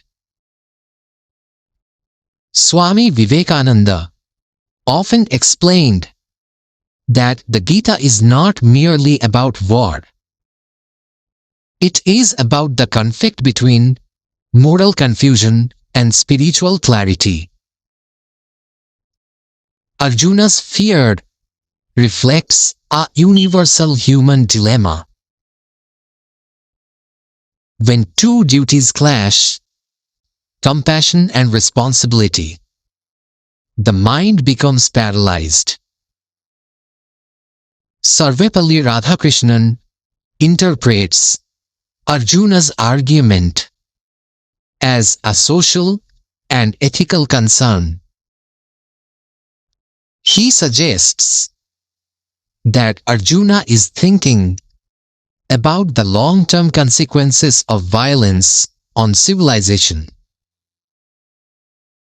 This makes Arjuna not just a warrior, but a philosopher in crisis. Aho bhata mahatpapan kartu vyavasita vayam yadrajya sukhalobhina hantu swajanamudyata. Alas, how strange it is that we are preparing to commit greatly sinful acts, driven by the desire to enjoy royal happiness. We are intent on killing our own kinsmen. This is Bhagavad Gita, verse 1.45. As is evident from the purport in the Bhagavad Gita as it is, driven by selfish motives, one may be inclined to such sinful acts as the killing of one's own brother, father, or mother. There are many such instances in the history of the world. But Arjuna, being a saintly devotee of the Lord, is always conscious of moral principles, and therefore takes care to avoid such activities. Now, Arjuna becomes even more emotional. He says something very striking. He believes that the entire war is being fought out of greed for power and kingdom.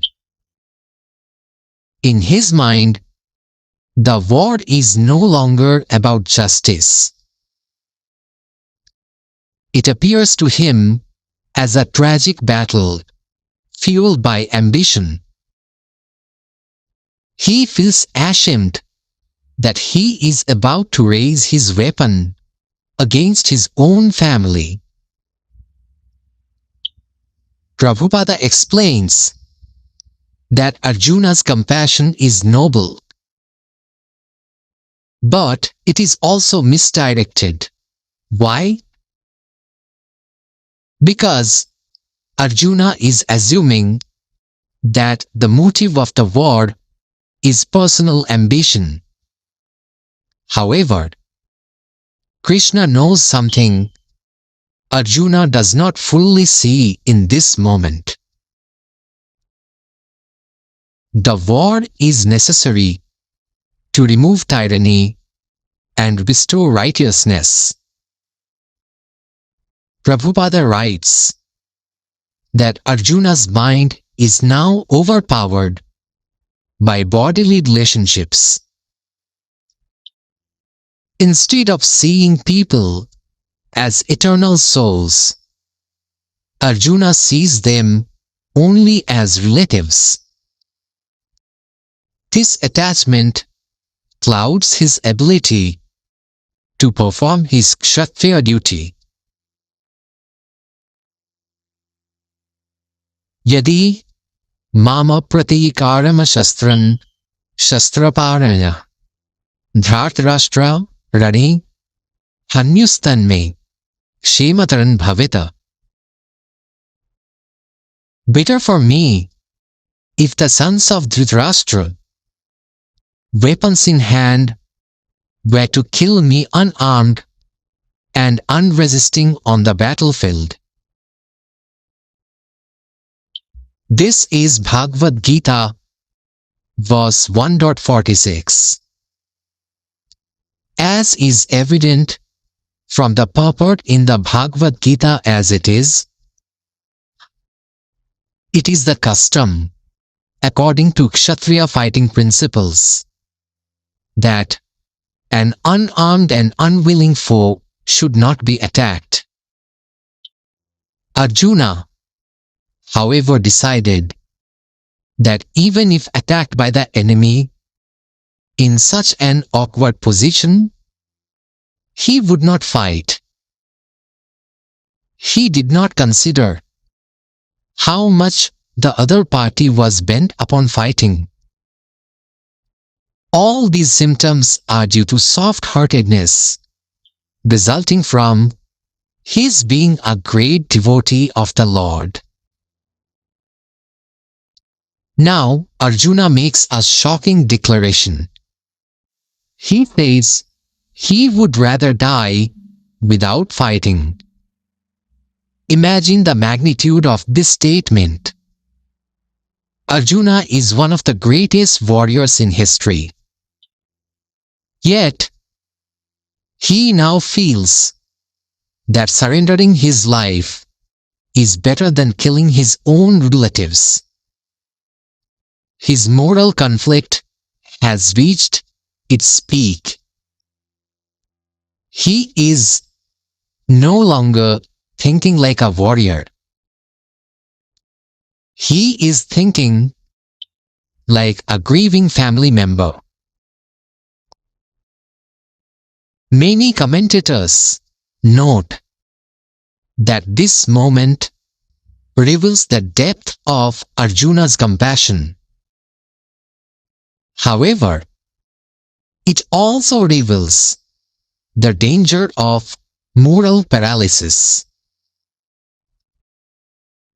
Sometimes, when emotions overwhelm reason, we may choose inaction even when action is required. This is one of the central themes of the Gita. The question is not simply, is violence wrong? The deeper question is, when is action necessary to uphold justice?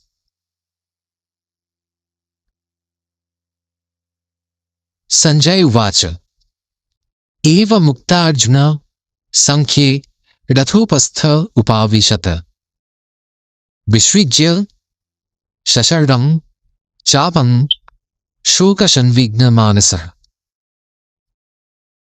Sanjaya said, Arjuna, Having thus spoken on the battlefield, cast aside his bow and arrows and sat down on the chariot, his mind overwhelmed with grief. As is evident from the purport in the Bhagavad Gita as it is, while observing the situation of his enemy, Arjuna stood up on the chariot. But he was so afflicted with lamentation that he sat down again, setting aside his bow and arrows.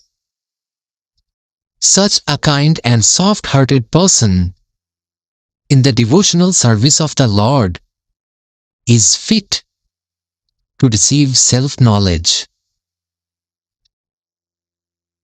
This verse marks the end of Arjuna's emotional collapse. The narrator Sanjay describes the scene. Arjuna drops his famous bow, the Gandiva.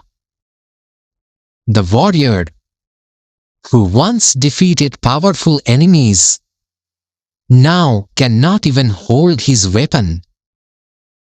He sits down in the chariot, overwhelmed by grief, confused, paralyzed. This moment is incredibly important because the Bhagavad Gita truly begins here. Only when Arjuna admits his confusion does he become ready to receive wisdom. In the next chapter, Arjuna will say something transformative. I am your disciple. Please instruct me. And that is when Krishna begins delivering the profound teachings that have guided humanity for thousands of years. These verses are deeply relevant today. Many people experience Arjuna's dilemma in different forms. One deeply modern theme in these verses is decision paralysis caused by emotional overload. Arjuna is overwhelmed by grief, fear, and compassion. His mind becomes so conflicted that he can no longer act. Eventually, he drops his bow and refuses to fight. Today, many people experience a similar psychological state. Modern life presents enormous complexity. People face decisions about career, family, relationships, finances, and identity. Sometimes, these pressures create mental exhaustion. When emotions dominate the mind, people may experience indecision, anxiety, avoidance of responsibility, inability to take action. Arjuna's collapse illustrates this exact human experience. But the Bhagavad Gita teaches that clarity emerges when we move beyond emotional turbulence and examine our responsibilities from a deeper spiritual perspective. Another key insight from these verses is the tension between compassion and responsibility. Arjuna's compassion is genuine. He does not want to cause suffering. He does not want families to be destroyed. He does not want society to suffer. But Krishna will later show that compassion must be guided by wisdom. Sometimes, avoiding action can create greater suffering in the long term.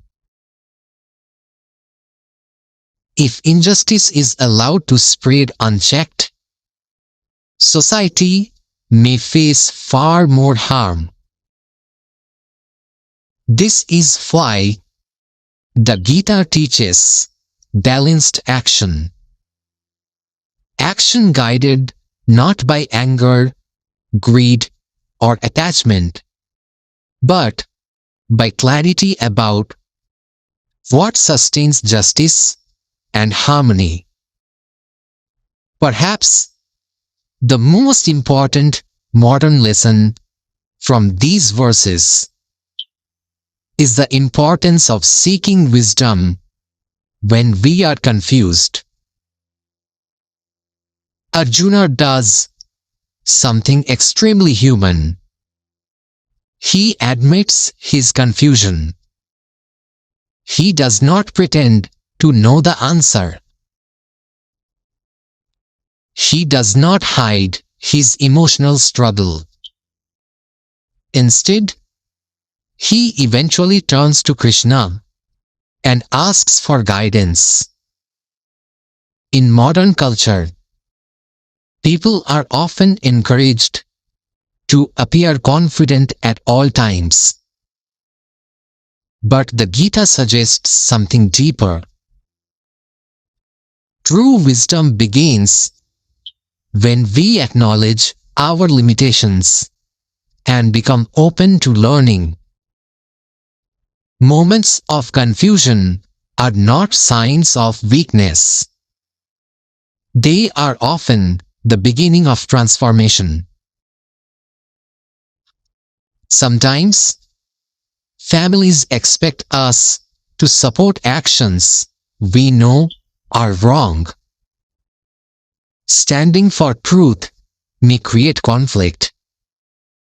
Remaining silent may protect relationships. Arjuna's struggle reflects this timeless human challenge. Arjuna's collapse teaches us something profound. Even the strongest individuals can face moments of confusion. But confusion is not failure. It is the beginning of wisdom. Because when we recognize our ignorance, we become open to guidance. That is why the next chapter of the Gita is titled Sankhya Yoga, the Yoga of Knowledge. On the battlefield of life, we all face moments when our convictions shake, when emotions overpower reason, when duty becomes unclear. Arjuna's breakdown reminds us that true wisdom begins when we seek higher guidance. And that guidance in the Bhagavad Gita comes directly from Krishna. Arjuna's collapse on the battlefield may appear like weakness, but in reality, it is the beginning of transformation. Because wisdom often begins where certainty ends. When Arjuna finally realizes that he cannot resolve this conflict on his own, he turns to Krishna for guidance. And in the next chapter, Arjuna makes a profound declaration. I am your disciple. Please instruct me. With that surrender, the divine teachings of the Bhagavad Gita begin. The dialogue that follows will explore the deepest questions of human life. What is duty? What is the nature of the soul? How should we act in a world filled with conflict and uncertainty? These teachings have guided seekers, philosophers, and leaders for thousands of years, and they continue to guide us today. If you wish to walk through the Bhagavad Gita slowly, thoughtfully, and verse by verse, you are welcome to subscribe to our channel, Gita Verse Hub. If a reflection, question, or insight arose while listening, you are invited to share it in the comments. This space is for inquiry, not debate. And if this episode may serve someone else at this moment in their life, you may share it as an offering. Until we meet again, observe carefully, act consciously, and let clarity guide you forward. This is Gita Verse Hub, where verses are not rushed, they are lived. Until then, Hare Krishna.